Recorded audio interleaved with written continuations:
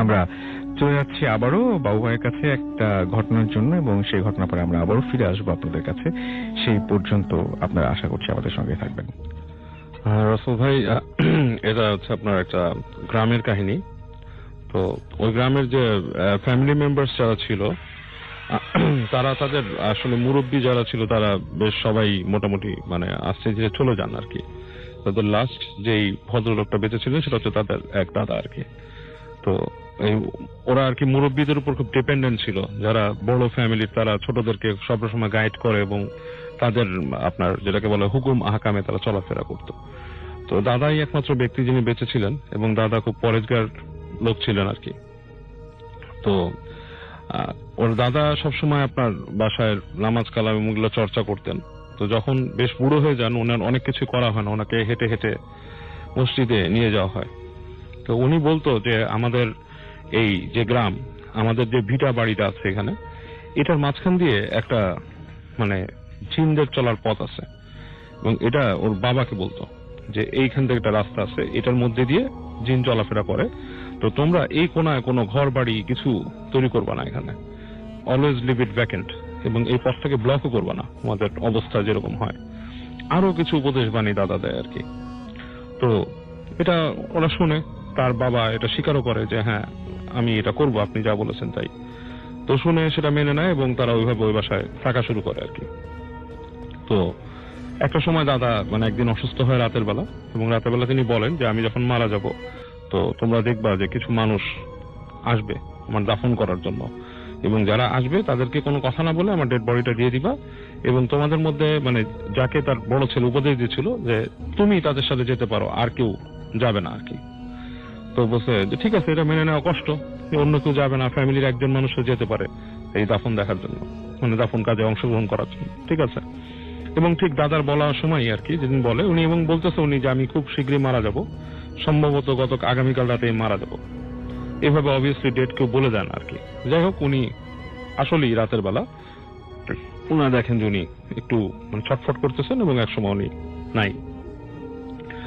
এবং স্বভাবতই ওনার দাদার কথা মতোই রাত্রেবেলা একটু গভীর হওয়ার সাথে সাথেই দেখে যে বাসার বাইরে মানুষ আসছে এবং হাঁক দিচ্ছে, জব্বা পরা বড় বড়। তো ওনার ছেলে যে ছিল সে রেডি হয় বাপের সাথে যাওয়ার জন্য, ভয়ও পায়। যারা আসছে তারা বেশ লম্বা লম্বা হুজুর টাইপের মানুষ। তো তারা এসে ডেড বডিটাকে নিয়ে আপনার সেই তাদের কাছে খাটিয়া ছিল সেটাতে উঠায় নিয়ে চলা শুরু করলো, এবং কোনো কথা বাক্য ব্যয় করলো না। ডিয়ার লিসেনার, শুধুমাত্র বাছাই করা ভয়ানক ঘটনা শুনতে ভিডিওটি না টেনে শেষ পর্যন্ত দেখতে থাকুন। এই ভিডিওর মধ্যে আপনারা যে ঘটনাগুলো শুনতে পারবেন, প্রত্যেকটি ঘটনা শুনতে পারবেন একদম বাছাই করে। ভূতিভাবের যত ভয়ানক ঘটনা আছে প্রত্যেকটি ঘটনা আমি নিজেই বাছাই করে প্রতিনিয়ত এই ইউটিউব চ্যানেলে রাত 10টা বাজে পাবলিশ করে থাকি। যারা প্রতিনিয়ত এই ধরনের বাছাই করা ভয়ানক ঘটনা শুনতে চান তারা অবশ্যই এই চ্যানেলটি সাবস্ক্রাইব করে নেবেন। তাহলে চলুন এই ভিডিওর মধ্যে একটি লাইক দিয়ে আমরা প্রত্যেকটি ঘটনা শেষ পর্যন্ত শুনে আসি। তো বাবা তাকে ফলো করলো আর কি, ওই ভদ্রলোকটা আর কি, সে ফলো করে গেছে। তো যেতে যেতে যেতে বেশ কয়েকটা গ্রাম পার হয়ে গেল।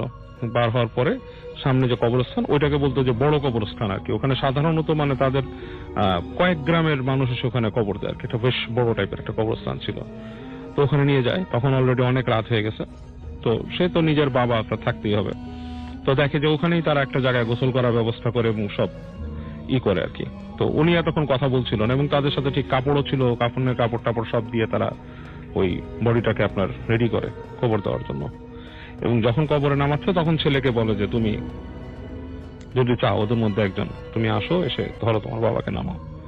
তো সেই ছেলে এসে নামায়, কবর দেয়, এবং কবর দেওয়ার পর সে যথারীতি দেখে যে মানে ওই লোকজন দাঁড়ায় সেখানে দোয়া টোয়া পড়তেছে। এবং সে যখন নাকি পিছন ফিরে চলে আসার জন্য, খারাপ লাগতেছে তার বাবা, চোখ দিয়ে পানি পড়তেছে, হঠাৎ করে তাকায় দেখে যে ওই লোকগুলা কেউ নাই, সে একাই দাঁড়ায় আছে জায়গায়। এবং তার কাছে বেশ এটা ভয় লাগে, তার দুঃখ তো আছে, ভয় বেশি লাগে। যাই হোক, সে বাসায় চলে আসে। এটা হচ্ছে তাদের দাদার মিস্টিরিয়াস ব্যাপারটা আর কি। এবং তারপরে যেটা হয়, সেই লোক এসে বাড়িতে নর্মালি থাকে, এবং আস্তে ধীরে তাদের বাড়িতে সময় পার হয়ে যায়। এক সময় সে থাকা অবস্থায় কখনো ওই জায়গায় কিছু করা হয় নাই আর কি, আপনার এই বাড়িঘর টাইপের কিছু করে নেই। বাট তার পরবর্তীকালে যে সময়টা আসে, সে সময় তার ছেলে মেয়েরা এক সময় আর কি ওইখানে ওই যে জায়গাগুলো দাদা নিষেধ করছিল এইসব জায়গাতে করবো না, সেখানে তারা ঘর বাড়ি বানানোর প্রস্তুতি নেয়, এবং তারা ওখানে আপনার ঘর বানিয়েও ফেলে। তৈরিও করে। এখন সাধারণত মানুষ দেখা যায় যেসব জায়গাগুলোর কথা মানা করা হয় যে এখানে তৈরি করলে সমস্যা বা হওয়ার সময় প্রবলেম হয়, অ্যাকচুয়ালি যখন বাড়ি তৈরি করছে তখন তেমন কোনো সমস্যা হয়নি। তো বাড়ি তৈরিটা করার পর হচ্ছে আসল সমস্যাগুলো হয়। ওই বাসায় নাকি রাসেল ভাই যখন মানুষ থাকতে যায়, বিশেষ করে যে কর্নারটা পড়ছে ওই যে ওর দাদার দেখানো জায়গাটা, ওই জায়গায় রাত্রেবেলা প্রায় মানে দেখা গেছে 2-3 দিন পর পরই বাসার জানলার কাজ থাকে না, করে মানে প্রচন্ড শব্দ হয়, গ্লাস ভেঙে যায়, বাসার যে গ্রিলের দরজা জোরে জোরে স্ল্যাম করে মানুষ হঠাৎ করে অল অফ এ সাডেন। এবং কয়দিন আগে ওই আপনার করতেছিল, তারা ওই যে খেতে বসছে একজন, হঠাৎ করে নাকি খাবারের প্লেট ফ্লিপ করে পড়ে গেছে। তো এটা কমনলি নাকি মানে ইট হ্যাপেন্স, মানে এটা সবসময় হতে থাকে ওই বাসায়। এবং মানে এটা মানে খুবই আশ্চর্য যেই জিনিসগুলো হয় সেগুলো খুব আশ্চর্যজনক জিনিস। এবং ঘটনাটা যে বলছে, তো গাজীপুর বাড়ি, নামটাম কিছু বলতে নিষেধ করছে। তো গাজীপুরের মানুষ বলছে যে বাবু ভাই যদি কখনো আপনি আসতে চান কাউকে আনবেন না, একলা আসবেন, আসলে আপনাকে আমি কিছু এক্সপিরিয়েন্স করাবো এবং আমি শিওর আপনি করবেন, এবং ওই রুমে থাকতে হবে আপনার। তো জিনিসটা আসলে রাসেল ভাই আমার কাছে খুব মিস্টেরিয়াস লাগছে ওই বাড়ির কাহিনী। আর আরেকটা জিনিস বলতে চাই, এই যে ছোট জিনিস, আমি হয়তো ভূত এফএমে এর আগে অনেক আগে বলছিলাম রাসেল ভাই যে একটা বাড়ি আছে মোহাম্মদপুরেরই একটা জায়গায়, সেই জায়গাটা হচ্ছে কি আমারই এক রিলেটিভ থাকতো, মানে খুব ক্লোজ রিলেটিভরা থাকতো ওই বাসায়, পরবর্তীতে ওই বাসা বিক্রি করে চলে যায়। এমন একটা জায়গায় রাসেল ভাই which is very expensive place of Mohammadpur, এখান থেকে মানুষ সহজে জায়গা জমি বিক্রি করে চায় না। আচ্ছা, হ্যাঁ, তো সেই বাসাটা ছিল চরম হরিফিক। এখনকার দিনে এই কথাগুলো বললে মানুষ মানে কি বলে, মানে Iqbal road, sir Syed road, হ্যাঁ লালমাটিয়া, এসব জায়গার বাড়ি বিক্রি করে গেছে মানুষ, মানে আশ্চর্য। কিন্তু ওখানে গেছে, ইটস ট্রু, মানে বিশাল বড় জায়গা সহ বাড়ি বিক্রি করে গেছে। এবং আমার সেই সেটার কারণটা কি? বোনের হাজবেন্ডও এসেছিল আপনার সাথে, কিন্তু কাহিনী শেয়ার করেনি, ঘুরে গেছে। ওই বাসায় তখনকার যেগুলো কাহিনী ছিল, ওই যে ইট আসতো, হ্যাঁ ইট মারতো ওখান থেকে রাতের বেলা, বাসার মধ্যে মানুষ দেখতো ছাদের উপরে বাচ্চা হামাগুড়ি দিচ্ছে। এবং ওই বাসায় একটা কুয়া ছিল খুব ভয়ের, হ্যাঁ খুব ভয়ের একটা কুয়া ছিল, অনেক কিছু ওখানে দেখা যেত, বাসার পিছনে দেখা যেত। আমি নিজে ছোটকালে আমি ছায়ার মতো দেখে ওটা পিছনে দৌড়াইতে যে আমি পড়ে গেছিলাম একটা গর্তে, গিটার হাতে ছিল দেখে আটকে গেছিলাম। তো ওই বাসা সম্বন্ধে আরো কিছু তথ্য পাচ্ছি নতুন, সেটা আপনাদেরকে আমি শোনাবো পরে এসে। মানে কিছু কিছু তথ্য। বাসাটা কি এখনো ওই রকম ভাবেই আছে? না, বাসাটা অ্যাপার্টমেন্ট হয়ে গেছে। তো অ্যাপার্টমেন্ট হয়ে গেছে, অ্যাপার্টমেন্ট হয়ে যাওয়ার পরে লোকজনের কি অবস্থা? এবং ওখানকার একটা মানুষ আর কি আমার সাথে যোগাযোগ করছে, তো সে যখন বলতেছিল যে আমাদের বাসায় অনেক কিছু হয়, একটা কুয়া আছে, এটা আছে, এটা আছে। কুয়াটা কি এখনো আছে? এখনো আছে, কুয়াটা এখনো আছে। ওরা বলছে আছে, এখনো কুয়াটা আছে, মানে যে বলছে সে বলছে এখনো কুয়াটা আছে। এখনো নাকি হরিফিক ব্যাপার স্যাপার হয় ওই বাসায়। কদিন আগে নাকি খাবার খাচ্ছিল, আচারের বয়ামটা অটোমেটিক খুলে গেছে। আচ্ছা, এটা মানে খুবই স্ট্রেঞ্জ একটা ব্যাপার। সে বলতেছে শব্দ করে খুলছে, যে মানে মানুষ হাত দিয়ে খুললে যেমন একটা এয়ার টাইট শব্দ না করে শব্দ হয়, সেরকম শব্দ করে নাকি খুলছে আচারের ক্যানটা। এবং ভয় নাকি এখনো ওখানকার একটা অ্যাপার্টমেন্ট, মানে যে বলছে কাহিনীটা সে ওই বিল্ডিং এর একটা অ্যাপার্টমেন্টে থাকে। বলছে যে এমন একটা ব্যাপার যে আমরা ডাইনিং স্পেসে যেতে ভয় পাই। এবং আমি ওর নামটাম কিছুই বলবো না, মানে কিন্তু সে বলছে সে নাকি মানে ছোটকালে কথাই বলে নাই এইসব কারণে, কয় বছর পর্যন্ত চুপচাপ ছিল, মানে কোনো কথা বলতে পারতো না। তো আমি কিছু কাহিনী কালেক্ট করে ডেফিনেটলি আমরা সেটা নিয়ে আমি ওখানে যাবো, এবং যে হয়তো এক্স্যাক্টলি বাসা, যেহেতু কারো বাসা সেটা তার মানে বলা যায় না, সেটাই বাট যা যা ঘটে সেগুলো জানাবো, এবং উইচ ইজ 100% ট্রু। এবং আমি ওখানে সাফারার, মানে আমি নিজে ছায়া দেখে ওটা পিছনে দৌড়াইছি ছোট থাকতে, এবং এক পর্যায়ে ছায়াটা ভ্যানিশ হয়ে গেছে, আমি দেখি পায়ের নিচে মাটি নাই, ঠাস করে মাটির তলে চলে যাচ্ছি, এরকম হয়েছে। আমার বোনের হাজবেন্ড, ও ছাদের মধ্যে দেখতেছে ইট মারতেছে, কাকে গালি দিচ্ছে, সাথে সাথে শত শত ইট তার গায়ে এসে পড়া শুরু করছে। হ্যাঁ, এগুলো তো সব মানে এগুলো ভয়ঙ্কর ব্যাপার আসলে। এবং ওই ছাদের মধ্যে একটা ছোট চিলে কোঠা ছিল, সেখানে একজন ভাড়া থাকতো, এক সিনিয়র ভাই, উনি রাতের বেলা দেখছে 2টা বাচ্চা হামাগুড়ি দিচ্ছে ছাদের মধ্যে। এবং অনেক ভয়ের জিনিস। আমার ফ্রেন্ড দেখছিল যে তার বড় ভাই মারা গেছে, হঠাৎ করে দেখে যে সে এসে ওই গেট দিয়ে তাকে দেখে, গেট বেল দিছে কে, সে হেঁটে যেয়ে দেখে তার বড় ভাই দাঁড়া আছে গেটের সামনে। ও মাই গড, মানে এটাও তো খুবই হরিফিক আসলে ব্যাপার। আচ্ছা, সো মানে ব্যাপারটা আসলে এরকমই যে মানে এরকম একটা শহুরে জায়গায়, এরকম একটা শহর মানে একদম মানে কি বলবো, শহরের মেইন পয়েন্ট। হ্যাঁ, সেটাই সেখানে এরকম একটা ঘটনা ঘটছে এবং এখনো ঘটে চলেছে, এবং সেই বাসাটা ভেঙে ফেলা হয়েছে। তারপর আসলে আমার মনে হয় বাসাটা সারা ব্যাপার না, জায়গার ব্যাপার। যেমন হচ্ছে যে অনেক সময় দেখা যায় যে মানুষজন বাসা চেঞ্জ করে তখন আর কিছু থাকে না, না চেঞ্জ করে অন্য বাসায় চলে গেল তখন সবকিছু নর্মাল নর্মাল হয়ে যায়। সবকিছু নর্মাল হয়ে এই যায়। জন্য বাসাটা একটা বিগ থিং। আমি মানে অ্যাকচুয়ালি চিন্তা করতে পারি নাই যে এই বাসাটা এত বছর পরে, মানে আজ থেকে ধরেন 20 বছর আগের ঘটনা বা 15-18 বছর। হ্যাঁ, এবং মুশকিলটা হচ্ছে যে ওই দেখবেন যে হয়তো ওইখানে সবগুলো ফ্ল্যাটের মধ্যেও ঝামেলা নাই, ঝামেলা হয়তো আছে একটা দুটা ফ্ল্যাট, একটা দুটো ফ্ল্যাটে। কিন্তু সে আগের কথা যখন বলছি তখন ওই পুরো বাড়িটাতে সমস্যা ছিল। এবং আচ্ছা বাড়িটা একটা বেসিক জিনিস কি, বাড়িটার নিচে ছিল একটা ক্লিনিক, আচ্ছা ক্লিনিক ভাড়া দিয়েছিল এবং ওই ক্লিনিকের কারণেও আর অনেক ব্যাপার স্যাপার আছে রাসেল ভাই। ও আচ্ছা আচ্ছা তো আচ্ছা। আমরা চলে যাচ্ছি আমাদের পরবর্তী ঘটনায়। আমাদের নতুন অতিথি আছে, আপনার নামটা একটু বলবেন? হ্যালো লিসনার্স, আমার নাম মোহাম্মদ রাকিবউদ্দিন সুজন। আমি আপনার ঘটনায় চলে যাই আমরা সরাসরি। তো আসলে আমার যে ঘটনাটা সেটা হচ্ছে 2004 সালের। আমার ফ্যামিলি সহ আমরা মোহাম্মদপুর থেকে মিরপুরে শিফট হই। তো আমরা যেখানে মানে যেই বাসাতে শিফট হই সেই বাসাটা অনেক পুরনো, প্রায় 20 থেকে 25 বছর পুরনো বিল্ডিংটা। তো ওই বিল্ডিং এর 4th ফ্লোরে আর কি আমাদের বাসাটা। তো আমাদের ফ্ল্যাটের পাশে আরেকটা ফ্ল্যাট আছে। আমরা ওই ফ্ল্যাটে শিফট হওয়ার পর কিছুদিন পর মানে আমরা অনেক দেরিতে আর কি খাবার দাবার করি, রাতের ডিনারটা। তো আমাদের বাসার যে মানে সবাই খাওয়া দাওয়া শেষ করে, তারপর আমি মাঝে মধ্যে রাতে একটু লেট করে খাওয়া দাওয়া করি। তো আমাদের বাসার পাশের যে ফ্ল্যাট, ওই ফ্ল্যাটের যে কিচেন রুমটা, ওই কিচেন রুমটা আর আমাদের কিচেন রুমটা পাশাপাশি। তো আমি প্রায় অনেক লেটে খাবার খাই, আর 1টা বাজেও খাই, মাঝে মধ্যে আবার 12টা আর কি। আমি যেদিন লেট করে খাই সেদিন আমার রাত 12টার পরে খাওয়া হয়। তো আমি যেদিন লেট করে খাই সেদিন আমার খাবারটা আমি নিজে গরম করে খাই। কিচেন রুমে যাই, যখন গরম করি প্রায় পাশের ফ্ল্যাটের কিচেন রুম থেকে মানে বিভিন্ন ধরনের শব্দ মানে আমি শুনতে পাই।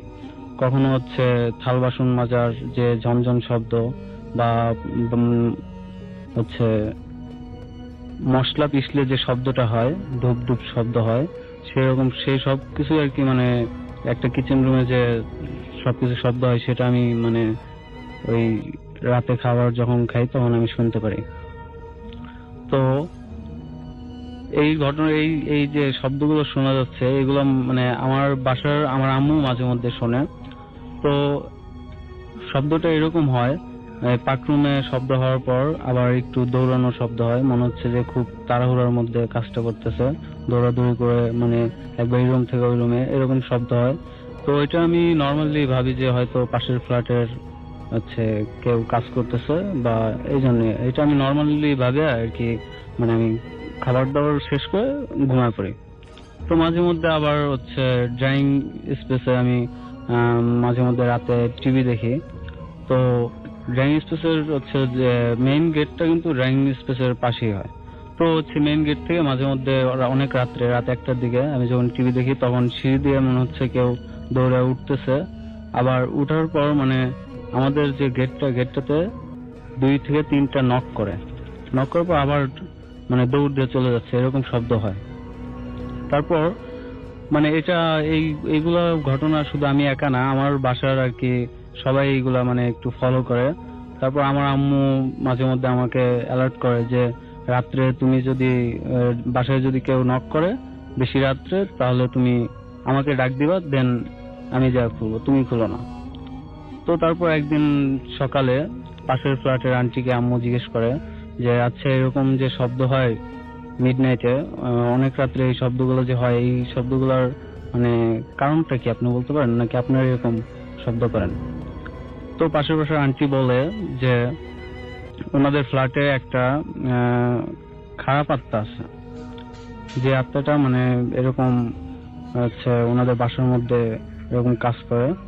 তো ওই আত্মাটা হচ্ছে ওনার বড় ছেলের উপরে আর কি ভর করছে। তো ঘটনাটার প্রথমে আর কি বলা দরকার ছিল যে ওনার যে বড় ছেলেটা হচ্ছে অ্যাবনর্মাল। আচ্ছা, আপনাদের ফ্ল্যাটে যে সমস্যা আছে সেই সমস্যা নিয়ে আমরা কথা বলছিলাম, এবং এই সমস্যাটা নিয়ে আপনি সমাধানের জন্য আপনারা কার সাথে কথা বলেছেন? হ্যাঁ, ওই আন্টিটা বলছে যে হচ্ছে ওনার ছেলে যখন 8 বছর বয়স ছিল তখন ভালো ছিল, কিন্তু 8 বছর পর থেকে মানে ওই আত্মাটা যখন ওনার ছেলেকে ভর করে তখন হচ্ছে অ্যাবনর্মাল হয়ে যায়, মানে ওই স্বাভাবিক মানুষের মতন আচরণটা ওনার ছেলের আর কি হারিয়ে যায়। তো তার মানে উনি- ওনাদের বাসাতেও প্রবলেম আছে, আপনাদের বাসাতেও প্রবলেম আছে। এটা নিয়ে আপনার কোনো হুজুরের কাছে বা কারো কাছে গিয়েছিলেন, কথা বলেছেন? হ্যাঁ, ওই আন্টিরা বলছিল যে হচ্ছে যে হুজুর বা হচ্ছে বড় বড় হুজুরের কাছে গেছে, তারপর হচ্ছে কবিরাজের কাছে গেছিল।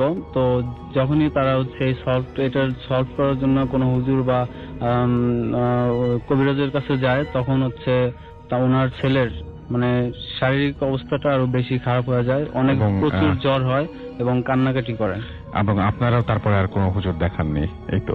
হ্যাঁ, এরকমই। Okay. তারপর হচ্ছে যে ওনার যখন ওই হুজুর কবিরাজটা বলছে যে এটা খুব খারাপ একটা আত্মা বা হ্যাঁ, জিন, সেটা তো আমরা যেটাই হবে শুনলামই। সেটাই। ওকে, থ্যাংক ইউ ভেরি মাচ। যে গেস্ট, তার ঘটনা শুনবো আমরা। কি নাম আপনার সেটা একটু বলবেন প্লিজ?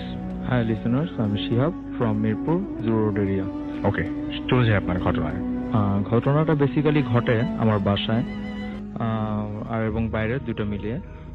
বেসিক্যালি আমার সারাদিনে যে সময়টুক থাকে, ফ্রি টাইমটুক, সেই ফ্রি টাইমে আমি পেন্টিং করে থাকি। তো এই ঘটনাটা হচ্ছে এই পেইন্ট থেকে শুরু হয়। একদিন রাতের ঘটনা, আমি যখন এই ঘটনা আমি একটু বলবো যে খুব ইন্টারেস্টিং, এবং এই ঘটনা নিয়ে আপনি যদি দেখতে চান যে কে ঘটনাটি বলছে, তাহলে চলে যান আমাদের ফেসবুক পেজে www.facebook.com/bhutfm.russell। এই পেজে গিয়ে আপনি ভিডিওটা কিন্তু দেখতে পারবেন। আমরা চলে যাই আবার ঘটনায়। আপনি একজন পেইন্টার এবং আপনি রেগুলার পেইন্ট করেন, রাইট? এবং পেইন্ট নিয়েই এই ঘটনাটা। জি জি, তো সেটা এক রাতের ঘটনা। আমি প্রতিদিন রাতে খুব রাত পর্যন্ত জেগে থাকি এবং দেখা যায় যে বেসিক্যালি মাঝে মধ্যে ভোরও হয়ে যায় আমার রাতে। তো রাতের বেশিরভাগ টাইমটা আমি পেইন্টের মধ্যেই কাটাই। একদিন রাতে আমি আমার স্কেচ বোর্ডে হোয়াইট পেপার সেট করি, দেন ব্রাশগুলো ভিজাই এবং মেক করতে থাকি যে পেইন্ট করার জন্য। তো ওই দিনের আসলে ব্যাপারটা হয় যে আমি যখন পেপারটা সেট করি হোয়াইট বোর্ডে, তারপর আমি ব্রাশটা ধোয়ার কিছুক্ষণ আগে ঠিক ওই মুহূর্তে মনে হচ্ছিল যে না, আজকে হয়তো পেইন্টটা করতে পারবো না, ঘুম চলে আসতে পারে, তো আজকে থাক, বেটার হতে আমি আজকে ঘুমিয়ে পড়লে সবচেয়ে বেশি ভালো হয়। তো আমি ওইটা ওইভাবে রেখে বোর্ডে হোয়াইট পেপারটা রেখে আমি শুয়ে পড়ি। তো প্রতিদিন যেভাবে শুয়ে থাকি নর্মালি সেভাবে আমি শুয়ে পড়ি। হঠাৎ করে রাতে আমার ঘুম ভেঙে যায় 2টা থেকে 2:30টার দিকে। তো তখন আমি ফিল করতে পারি যে ইলেকট্রিসিটি নাই। ইলেকট্রিসিটি না থাকার কারণে তখন আমি উঠে আমার রুমে আমাদের বাসায় যে সেফ সার্কিট ব্রেকার আছে সেখানে যাই, যে চেক করে দেখি যে সার্কিট ব্রেকারটা পড়ে গেছে, সেটা আপ করে দেওয়াতে আবার ইলেকট্রিসিটিটা রিটার্ন আসে। তারপর আমি হালকা ওয়াশ হয়ে রুমে ফিরে আসি। তো আমার কাছে একটা টর্চ ছিল যেটা আমি সবসময় ইউজ করি। সেই টর্চটা দিয়ে দরকার পড়ে না লাইট জ্বালানোর, সেই টর্চটার সাহায্যে আমি আবার রুমে চলে আসি। রুমে এসে যখন বেডে যেতে নেই, তখন আমার কিছুটা হলো খেয়াল হয় যে টর্চের আলোতে আমি দেখলাম যে আমার স্কেচে যেটা ছিল সেখানে একটা পেইন্ট আছে। তো আমি ফার্স্টে এটা মানে করিনি। তো পরে মনে হলো যে না, একটু দেখি, উঠে দেখি, দেখার প্রয়োজন বোধ করলাম। সামনে যেয়ে দেখি যে হ্যাঁ, একটা পেইন্ট সেখানে আছে। তো এটা দেখে আমি আসলে রুমটা লক করে লাইটটা ওপেন করি যে আমি তো রাতে হোয়াইট পেপার রেখে ঘুমাইছিলাম, এখানে পেইন্ট আসলো কিভাবে। তো আবার পর মুহূর্তে মনে হয় হয়তো আমি পেইন্টটা করেই ঘুমাইছিলাম, আমার মনে আসতেছে না। বাট একটা জিনিস দেখে অবাক হই, যেটা থেকে আমি শিওর হই যে আমার প্রত্যেকটা পেইন্টে আমার সাইন থাকে, যেখানে আমি আর্ট দিয়ে সাইনটা করে রাখি। তো সাইনটা মিসিং নেই, ছিল, ওইখানে ছিল না। আর যে কারণে আমি আসলে বেশি শিওর হতে পারি পেইন্টটা আমার না। তাহলে আমার রুমে পেইন্ট কার বা কিভাবে? তো যেখানে দেখা যায় যে আমার রুমে আমি যে পেইন্টগুলো করে রাখছি, আমি আপনাকে আগে বলছি যে আমার পেইন্টগুলো আমি দেয়ালে রেখে দিই এবং গ্যালারি স্টাইলে সেগুলো ডিসক্রাইব করা থাকে। তো ওইখানে আমি দেখি যে না, এটা আসলে পেইন্টটা ঠিক আছে, বাট এই পেইন্টটা আমার না। তো তখন আমি পেইন্টটা বোর্ড থেকে খুলে আমার হাতে নেই পেইন্টটা নিয়ে একটু নেড়ে দেখি যে না, পেইন্টটা শুকায় গেছে, তার মানে এটা অনেকক্ষণ আগেই পেইন্টটা শেষ হয়েছে। আর ব্রাশগুলো ওই দিন ভিজা পাই, কিন্তু আমার স্পষ্ট মনে আছে যে আমি ব্রাশগুলো ওয়াটারপ্রুফ থেকে নেওয়ার পরে আবার জায়গার মতো রেখে দিই, আমি ওটা ভিজাইনি, তো আমি ভিজা পাই। আর ওয়েস্ট টিস্যু, ওয়েস্ট পেপার, পানি, ওয়েস্ট ওয়াটার, এগুলো যখন যেখানে আমি রাখি সেই জিনিসটা ফ্লোরে পড়ে গেছিল এবং ফ্লো হয়েছিল, যে ওয়েস্ট জিনিসগুলো পড়েছিল ফ্লোরে ছড়াছিটা, যেগুলো আমার পায়ে লাগে। তো সবকিছু মিলে মানে বুঝতে পারছিলাম যে না, আমার মাধ্যমে হয়নি পেইন্টটা। হ্যাঁ, ইটস নট নর্মাল। তো তখন পর্যন্ত আমার আসলে প্যারানর্মাল অ্যাক্টিভিটি জিনিসটা আমার থিংকটা আসে নাই মাথায়। আমি নর্মালি আসলে থিঙ্ক করতেছিলাম, আমার মাত্র ঘুম থেকে উঠেছি, এখন একটা নর্মাল করে একটা থিঙ্ক চলে আসতেছিল না। তো তখন আমি যেটা করি যে পেনটা হাতে নেওয়ার পর একটু নেড়ে চেড়ে দেখি, পেনটা করি। তো পেনটার সামনের মানে ফ্রন্টে যেটা পেনটা ছিল, যেটা হচ্ছে যে একটা ফুল ব্ল্যাক শ্যাডো, একটা ব্যাকগ্রাউন্ড, আর একটা মেয়ের অবয়ব ছিল এখানে, খুব হালকাভাবে আঁকা। মেয়েটা সাদা শাড়ি পরা ছিল, বাতাসে ফ্লো ছিল, যার কারণে শাড়ির আঁচলটা উঠতেছিল, চুলগুলো উঠতেছিল। আর সবচেয়ে নোটিস করার মতো যে ব্যাপারটা হচ্ছে যে মেয়েটার ডান হাতটা বের করা ছিল এবং হাতে ইশারায় বোঝানো হচ্ছিল যে আমাকে ডাকা হচ্ছে বা এরকম কিছু, আমাকে না, যে এখানে যেই থাকুক তাকে ডাকা হচ্ছে। তো আসলে নর্মাল চোখে এটা এড়িয়ে যাওয়ার কথা ছিল, বাট আমি যেহেতু নিজে পেইন্ট করি সেই জন্য আমি এই জিনিসটা ধরতে পারি।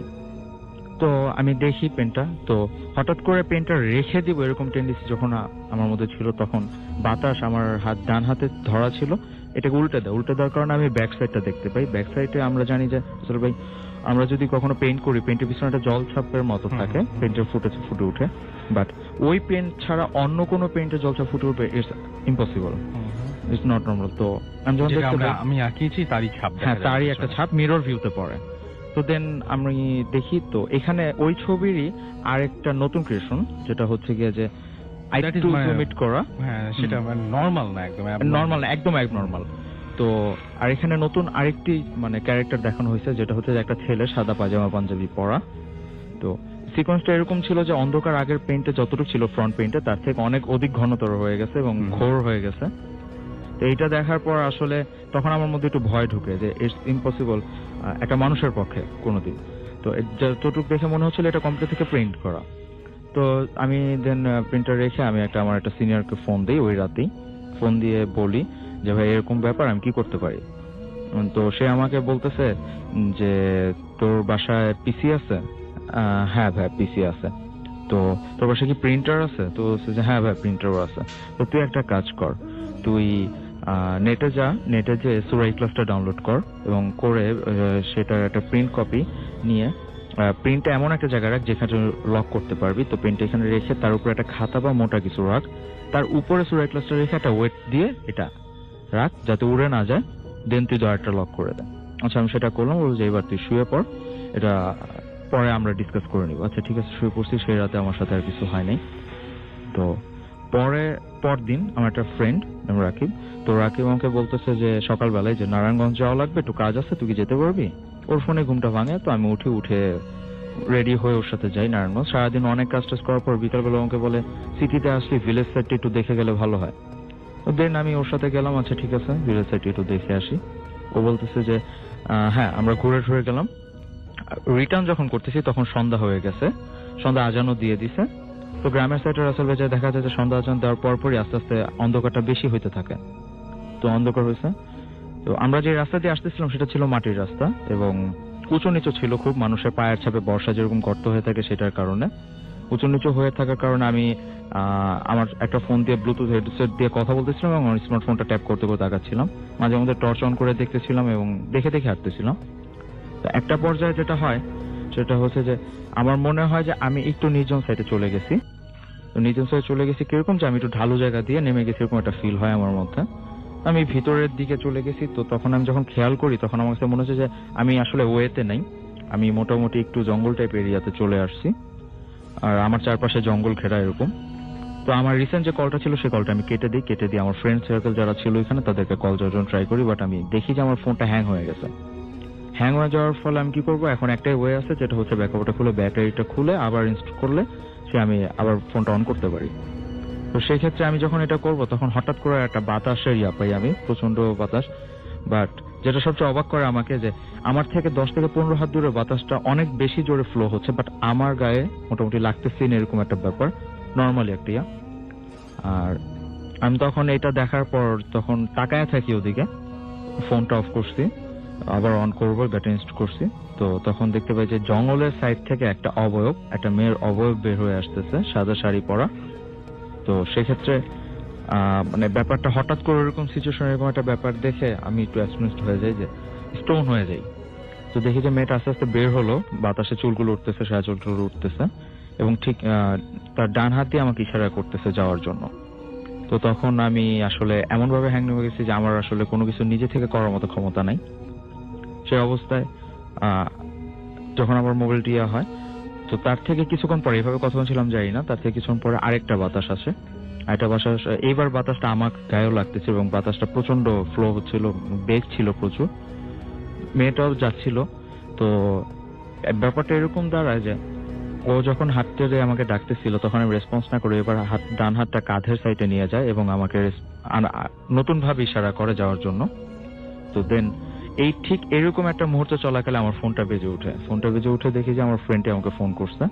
তো রিসিভ করার মতো কোনো পাচ্ছিলাম না, শক্তি হারায় ফেলতেছিলাম, সবকিছু কিরকম অন্যরকম লাগতেছিল। তখন ওরকম কষ্ট করার ফলে রিসিভ করি এবং আমার ব্লুটুথ হেডসেটটা আমার কানেই ছিল। তো ওইখান থেকে আমি শব্দটা শুনতে পাচ্ছি, হ্যালো হ্যালো। আমি খেয়াল করি না যে যখন আমার ফুল অ্যাটেনশনটা আমার ফোনের দিকে চলে গেছে, তারই কোনো একটা সিচুয়েশনে আবার বাতাসের মাধ্যমে যাতে মেয়েটা ঠিক যেদিক দিয়ে বের হয়েছিল সেদিক দিয়ে সামনে আরো 10 থেকে 15 হাত দূরে আবার ওই ড্যান্স সেট দিয়ে আস্তে আস্তে মিলিয়ে গেছে। আমি আমার হাতে ফোন বাজতেছে, আমি এই দৃশ্যটা দেখতেছি এবং আমি খুব কষ্ট করে রিসিভ করি বাট আমার কথা বলার মতো সামর্থ্য থাকে না। তো আমি শুনতে পাই যে আমি ব্লুটুথ দিয়েও হ্যালো হ্যালো কথাটা শুনতে পাচ্ছি আমার ফ্রেন্ডের, বাট আমার জেনারেল লেয়ার যেটা দিয়ে আমার কিছু আমি নর্মাল লেয়ার শুনতেছি, তো সেটা দিয়ে আমি শুনতে পাচ্ছি যে হ্যালো হ্যালো। তো তখন আমি বুঝতে পারি যে ও আমার আশেপাশে কোথাও আছে। তো আমি যেহেতু কথা বলতে পারতেছি না, ওকে ডিরেকশন বলা তো দূরের কথা, আমি জাস্ট হ্যালোটাও বলতে পারতেছি না। তো সেক্ষেত্রে আমি একটা ট্রিক ইউজ করি কি, যে সেখানে প্রচন্ড শুকনা পাতা তারপর অন্য কিছু ছিল যেটা হাঁটলে শব্দ হবে। তো আমি তো ট্রিক করে দাঁড়ানো অবস্থা থেকে ঠাস করে বসে পড়ি, যার কোনো শব্দ হয়। এই শব্দটা পাওয়ার ফলে ওরা বুঝতে পারে যে আমি কোথায় আছি। তো ওরা হুড়মুড় করে চলে আসার পর আমার কাছে এসে আমাকে পায় ওইভাবে। সেন্সলেস ছিলাম না, বাট কিছু বুঝায় বলবো বা কিছু বলতে পারবো সেরকম শক্তিও ছিল না। তো ওরা আমাকে নিয়ে যাবো, আমার ফোন দুটো পড়ে গেছিল হাত থেকে, সবকিছু নিয়ে ওরা আমাকে নিয়ে সিটিতে চলে আসে। দেন আমার অবস্থাটি একটু অন্যরকম ছিল, যদি ওরা ধরতে পারে না তাও ওরা বলছে ঢাকা সিটিতে আমরা তাড়াতাড়ি রিটার্ন করি। তো আমরা বাসায় চলে আসি। রোডে গাড়িতে থাকা অবস্থায় একটু এনজয় করার ফলে আমি ব্যাপারটা থেকে একটু দূরে চলে গেছিলাম, মাথায় অতটা ছিল না। তো দেন বাসায় আসার পর আমি যখন ফ্রেশ হয়ে ড্রেস আপটা আনফেস্ট করে আমি যখন বিছানায় বসি, তখন থেকে আমার হঠাৎ করে ব্যাপারটা আমার মনে পড়ে যে আমার পাঞ্জাবিতে মাটি লেগে আছে সেটা থেকে। আর একটা ব্যাপার বলতে ভুলে গেছি যে আমি ওই দিন সাদা পাঞ্জাবি পায়জামা পরা ছিলাম এবং আমার গায়ে একটা কোটি ছিল, ব্ল্যাক কোটি। আপনার এই কথা জন্য ওয়েট করছিলাম যে আপনার পেইন্টিং এর দৃশ্যের সাথে আপনার সেদিনের সিচুয়েশন, আনফরচুনেটলি সেই ড্রেস আপটা মিলে যায়। আর সেখানে আমি একটা জিনিস নক করবো যে আমি ঢাকা সিটি থেকে যখন যাই তখন আমার একটা ব্ল্যাক কোটি ছিল যেটা আমি এখনো পরে আছি, বাট আমি যখন ওইখান দিয়ে ঢুকি বা ওই সিচুয়েশনে ছিলাম তখন আমার গায়ে কোটিটা ছিল না। তো সেই জিনিসটা মনে পড়া মাত্র আমার ফ্রেন্ডকে ফোন করি যে আমার গায়ে তো ব্ল্যাক কোটি ছিল যেটা তোরা দেখেছিস, তো সে কোটিটা কই? তো বলছে যে রাস্তা তো তোর সাথে কথা বলার মতো কোনো অবস্থা ছিল না, তো সেক্ষেত্রে আমরা কিছু বলতেও পারিনি। তো কোটিটা ছিল যেখানে এমন জায়গায় ছিল যেখান দিয়ে তুই এখান দিয়ে নেমে গেছিলি জঙ্গলের দিকে। তো কোটিটা ছিঁড়াও ছিল না, নর্মালি খোলা ছিল এবং হাত দিয়ে উপর থেকে ফেলে দিলে যেভাবে পড়বে ঠিক সেভাবে পড়া ছিল। তুই কোটিটা কেন খুলে গেছিলি ভিতরে? তো আমি আর কিছু বলি নাই যে আমার আসলে না, আমি তো খুলে যাইনি বা এরকম কিছু মনে পড়তেছে না অবশ্যই কোটি আমার। তো আমি ফোনটা কেটে দেওয়ার পর আমি আসলে তখন আমার সবকিছু মনে পড়ে, আমি ড্রয়ারটা ওপেন করি। তো ড্রয়ারটা ওপেন করার পর আমি দেখি যে আমার পেইন্টটা আছে, যে খাতাটা রাখছিলাম সেটাও আছে, ওয়েট অ্যান্ড যে সুরাই ক্লাসের যে প্রিন্ট কপিটা সেই দুইটা নাই। তো সাথে সাথে একটু ভয় পাওয়ার পর আমি চিন্তা করি যে আমাদের পার্শ্ববর্তী একজনের সাথে আমি ব্যাপারটা ডিসকাস করবো যে এরকম এগুলো নিয়ে তিনি চিন্তা ভাবনা করেন। তো সেই রাতে আমি যাই তার কাছে, পেইন্টটা নিয়ে যাই সাথে, নিয়ে যে বলি যে এরকম ব্যাপার এসে, তো বলছে তুমি পেইন্টটা আমার হাতে দাও। তো দেওয়ার পরে সে পেইন্টটা নিয়ে একটা বল, গামলা বলি আমরা যেটাকে, সেটার মধ্যে পানিতে পেইন্টটা চুবানোর পর সে পানিতে কিছু আয়াত করে ফু দেয় এন্ড কিছু গুঁড়া জিনিস, আমি বলতে পারি না সেগুলো কি, সেগুলো পেইন্ট পানির মধ্যে দেওয়ার ফলে কিছুক্ষণ পর আমার চোখের সামনে আস্তে আস্তে কাগজটা সাদা হয়ে যায়। বাট আনফরচুনেটলি সেখানে কোনো কালো কালির পানি বা কোনো সাদা কিছু ছিল না, পানিটা পুরো ফ্রেশ ছিল। তো এই ব্যাপারটা দেখে আমি সম্পূর্ণ অ্যাসমেস হয়ে যায়, তাকে জিজ্ঞেস করি যে আসলে কি ব্যাপার, যদি কালি দিয়ে আঁকা থাকে তাহলে এই পানিটা তো কালো হয়ে যাওয়ার কথা, সেক্ষেত্রে পানিটা ফ্রেশ থাকে কিভাবে এবং কাগজটা সাদা হয়ে যায় কিভাবে? তো বলতেছে তুমি যেরকম ধারণা করতেছো তোমার কালি থেকে এই প্রিন্টটা আঁকা হয়েছে, বাট না, আসলে এই চিত্রটা এটা থেকে আঁকা হয় না, এটা একটা অন্যরকম মানে অন্য জগতের অন্য কিছু দ্বারা এটা আঁকা হয়েছে। তো আমি বললাম যে হ্যাঁ সেটা আমি বুঝতে পারছি, কারণ পেইন্টটা আঁকা হয়েছে বাট আমার রুমেই আঁকা হয়েছে, বাট আমি আসলে ওইভাবে কোনো আমার যেটাতে আমরা পেইন্টটা রাখি, রংটা রাখি সরি, যেটাতে আমরা ব্রাশ থেকে রংটা নেই সেটা ইউজ হয়নি, যেটা দেখে বুঝতে পারছি কারণ সেটা অন্য জায়গায় ছিল।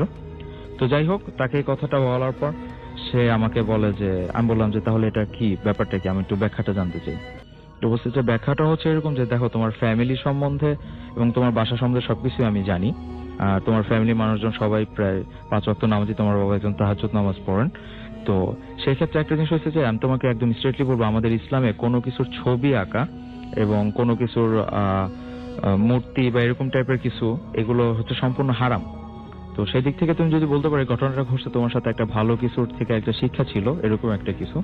আর খারাপ দিক থেকে যদি তুমি বলতে চাও তাহলে আমি বলতে চাই তাহলে এইভাবে বলতে হবে যে তোমার ক্ষতি করার চেষ্টা করা হয়েছিল, বাট সেটা পারে নাই সম্পূর্ণরূপে। তো আমি তার কাছ থেকে ঘটনা শুনি, তো আমি জিজ্ঞেস করি তাহলে সেই আয়াতের সেই সূরাটার প্রিন্ট যেটা, সেই কাগজটা কোথায় বের করো? তো বলতেছে তোমাকে আমি একটা কথা বলি, তোমাদের ঘরে অনেক হাদিস কোরআন এগুলো আছে এবং নির্দিষ্ট একটা জায়গা আছে, সেটা আমি জানি। হ্যাঁ অবশ্যই।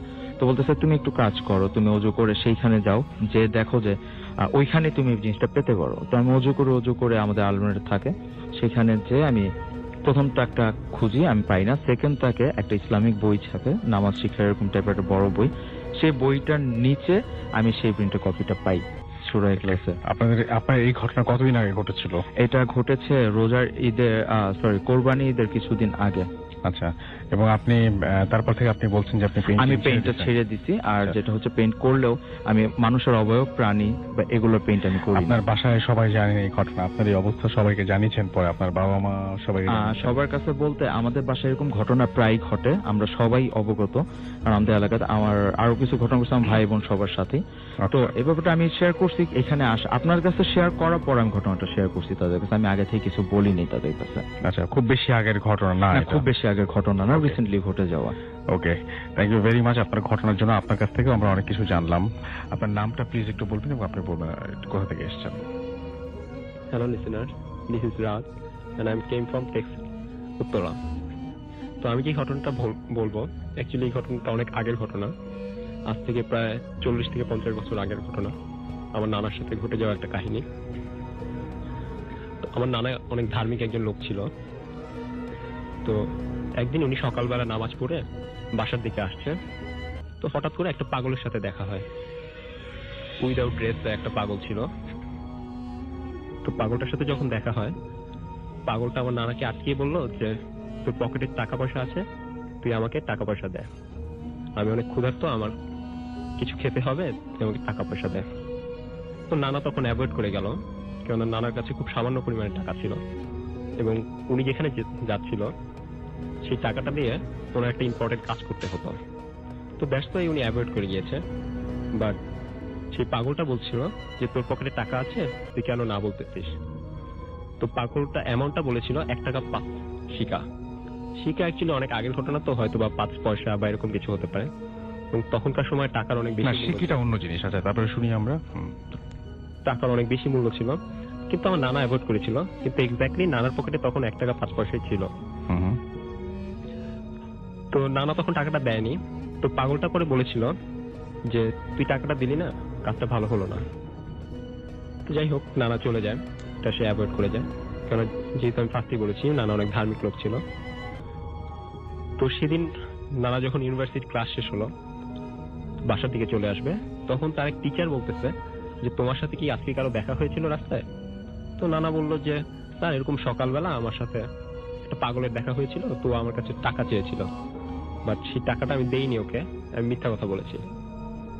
তো তখন ওই টিচারটা বলল যে তুমি কাজটা ঠিক করোনি। তো ওই টিচারটা একটা স্থানের কথা বললো যে এই জায়গায় তুমি যেতে পারো, যাও, এবং সেখানে গেলে তুমি কিছু দেখতে পাবে। তো এবং বললো যে তুমি সময়টা রাতে 10টা 11টা বা 12টার দিকে এমন টাইমে যাবে। তো নানার কাছে আসলে শিক্ষকদের অনেক বেশি মূল্য দিত। তো শিক্ষকের কথা অনুযায়ী সেদিন রাতের বেলা সে ঠিকই একটা বট গাছের নিচে গেল, এবং যখন গেল গিয়ে দেখতে পেল যে যেই পাগলটার সাথে নানার দেখা হয়েছিল সেই পাগলটা একটা স্থানে বসা আছে এবং চতুর্দিকে প্রচুর পয়সা ছিল। That was the important part. এবং প্রচুর পয়সা। তো নানা সেটা দেখে অবাক হয়ে যায় এবং সে বলে যে এটা কিভাবে সম্ভব, হাউ ইজ ইট পসিবল? ওর কাছে এত পয়সা, তো আমার কাছে সে সময় 1 পয়সা 1 টাকা 5 পয়সা ছিল, ওটা কেন চেল? তো যাই হোক, নানা দিতে পারেনি বলে সে তখন বুঝতে পারে যে হয়তো ঠিক করেনি। এবং তখন একটা কথা বলে সেই পাগলটা যে তুই যখন মারা যাবি তখন তোর অনেক শ্বাসকষ্ট হবে বা কাশি টাশি এসে তোর অনেক কষ্ট হবে। সবারই হয় যদিও। তো যাই হোক, কাহিনীটা এখানে শেষ হয়ে যেতে পারতো। তো এরপরে দেখা গেছে যে এরকম বেশ কিছু সময় নানার সাথে প্রবলেম হতো। ম্যাক্সিমাম টাইমে ছাগল অথবা কিছুর বেশ ধরে নানার সামনে আসতো, অনেক সময় ডিস্টার্ব করতো। নানা অনেক রাত বিরাতে নামাজ পড়তে যেত।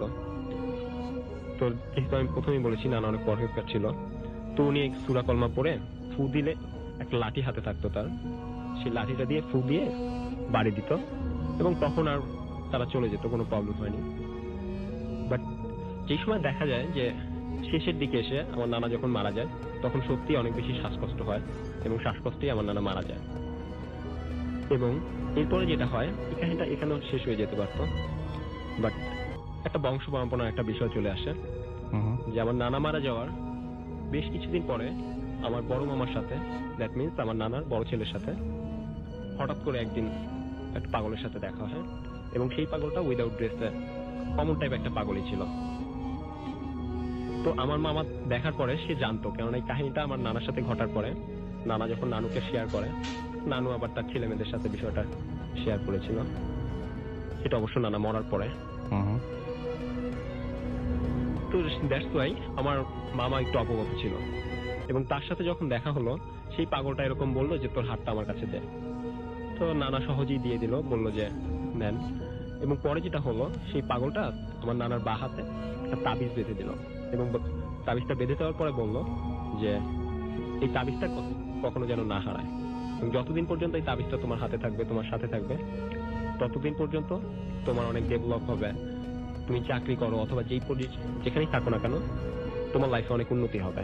ওকে, থ্যাংক ইউ ভেরি মাচ। তাই হয়েছিল নিশ্চয়ই? হ্যাঁ। Okay. এবং পরে যেটা হয় যে তার কিছুদিন পরের থেকেই 1 সপ্তাহ বা 10 দিন পরেই সে একটা খবর শুনতে পারে তার একটা প্রমোশন হয় এবং অন্তর 3 মাস অন্তর তার প্রমোশন হতে থাকে।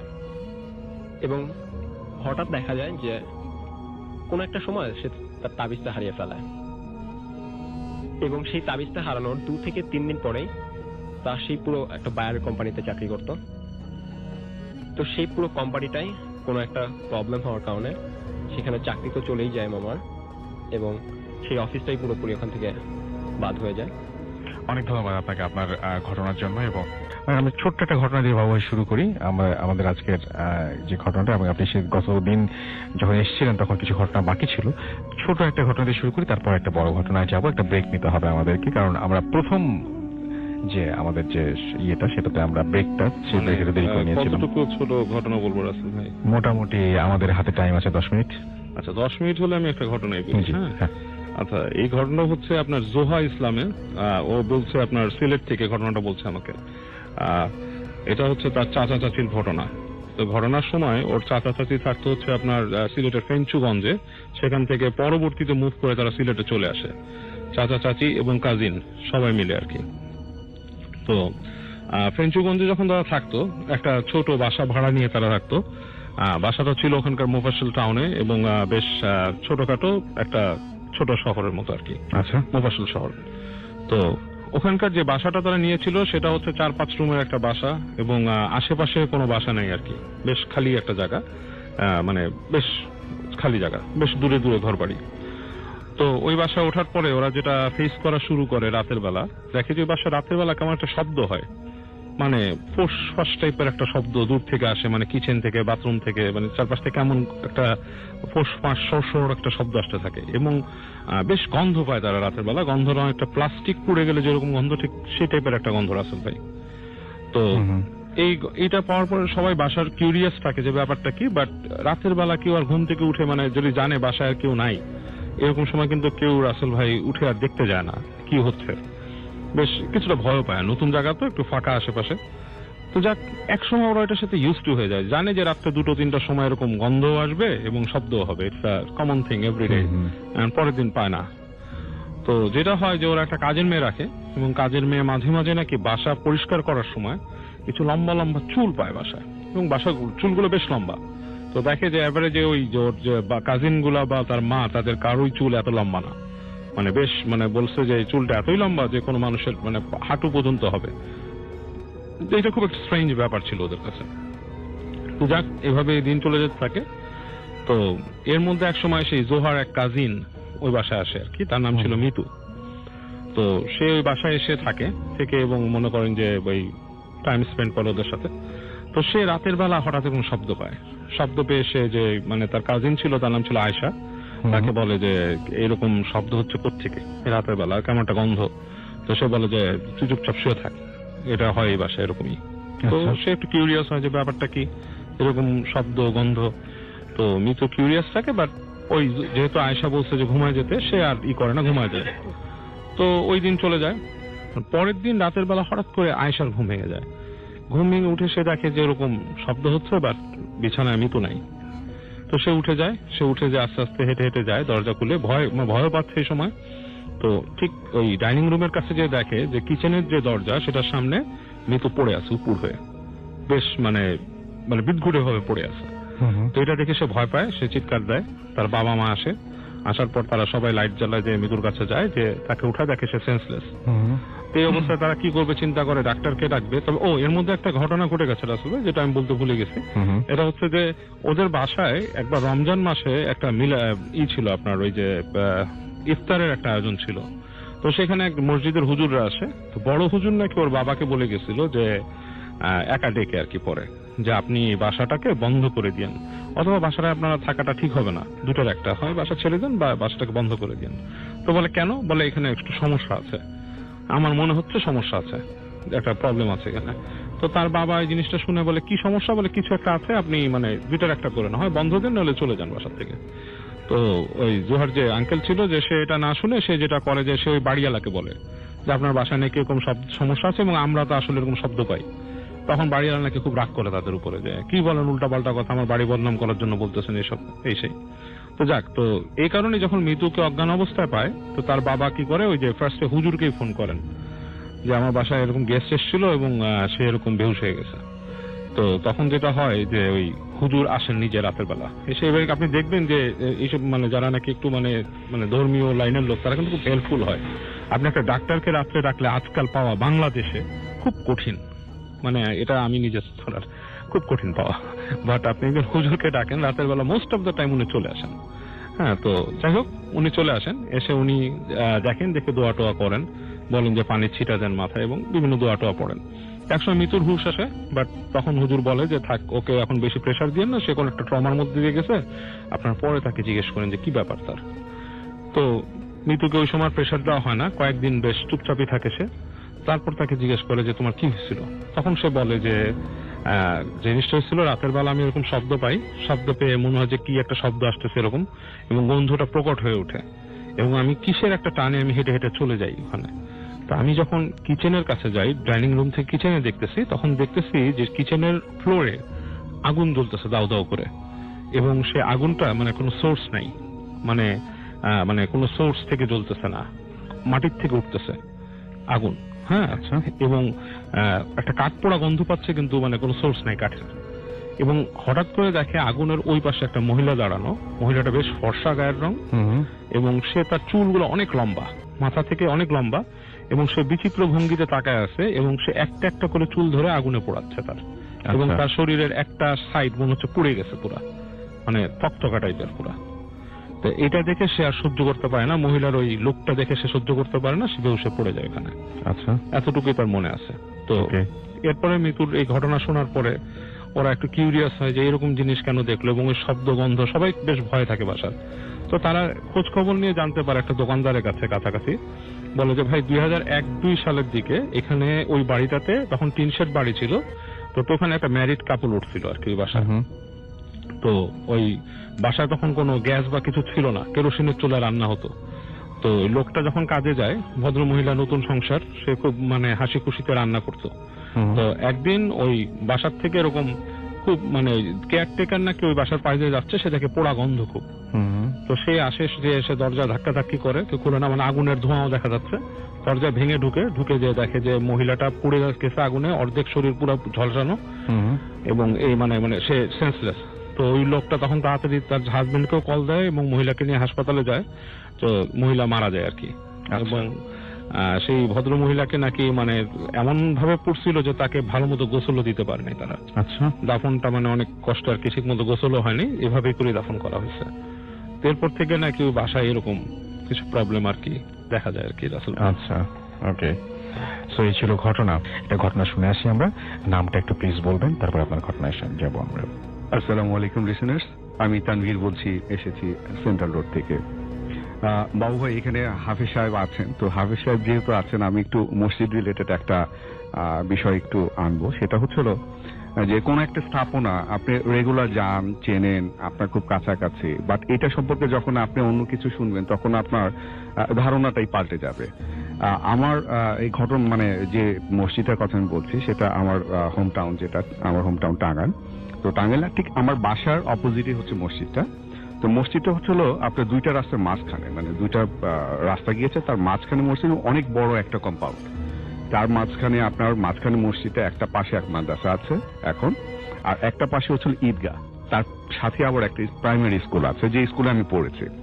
আর ঠিক মসজিদটার সামনে হুজুর যিনি আপনার ইমাম সাহেব আছেন, ওনার বাসা হচ্ছিল ওইখানে। তার ঠিক সামনে রাস্তার সাথে লাগা হচ্ছিল আপনার কিছু দোকান আছে যেগুলো মসজিদ ভাড়া দিয়ে আছে। তো এই কিছুদিন আগে কোরবানি ঈদ হয়েছে, তো আমি একবার কোরবানি ঈদের 2-3 বছর আগে ছুটিতে আমি টাঙ্গাইল গিয়েছি। তো যাওয়ার পর সকালবেলা ফজরের রাখতে সময় আমি নামাজ পড়তে যাই মসজিদে যথারীতি, আমার বাসার সাথেই। তো নামাজ শেষ হওয়ার পরে সাধারণত ফজরের নামাজে ফরজ পড়ার পরে হচ্ছিল কিছুক্ষণ তসবিহ পড়া হয়, তারপরে ইমাম সাহেব দোয়া ধরেন। তো দোয়া শুরু করার আগে উনি খুব বয়স্ক এবং মানুষ, এবং খুব মানে আমরা ওনাকে খুব রেসপেক্ট করি। তো উনি বললেন যে দেখেন, আজকে তো ঈদের দিন, আপনাদের এখানে মুরব্বীরা অনেকে আছেন, আমি একটা কথা বলি, আপনারা একটু মনোযোগ সহকারে শুনে।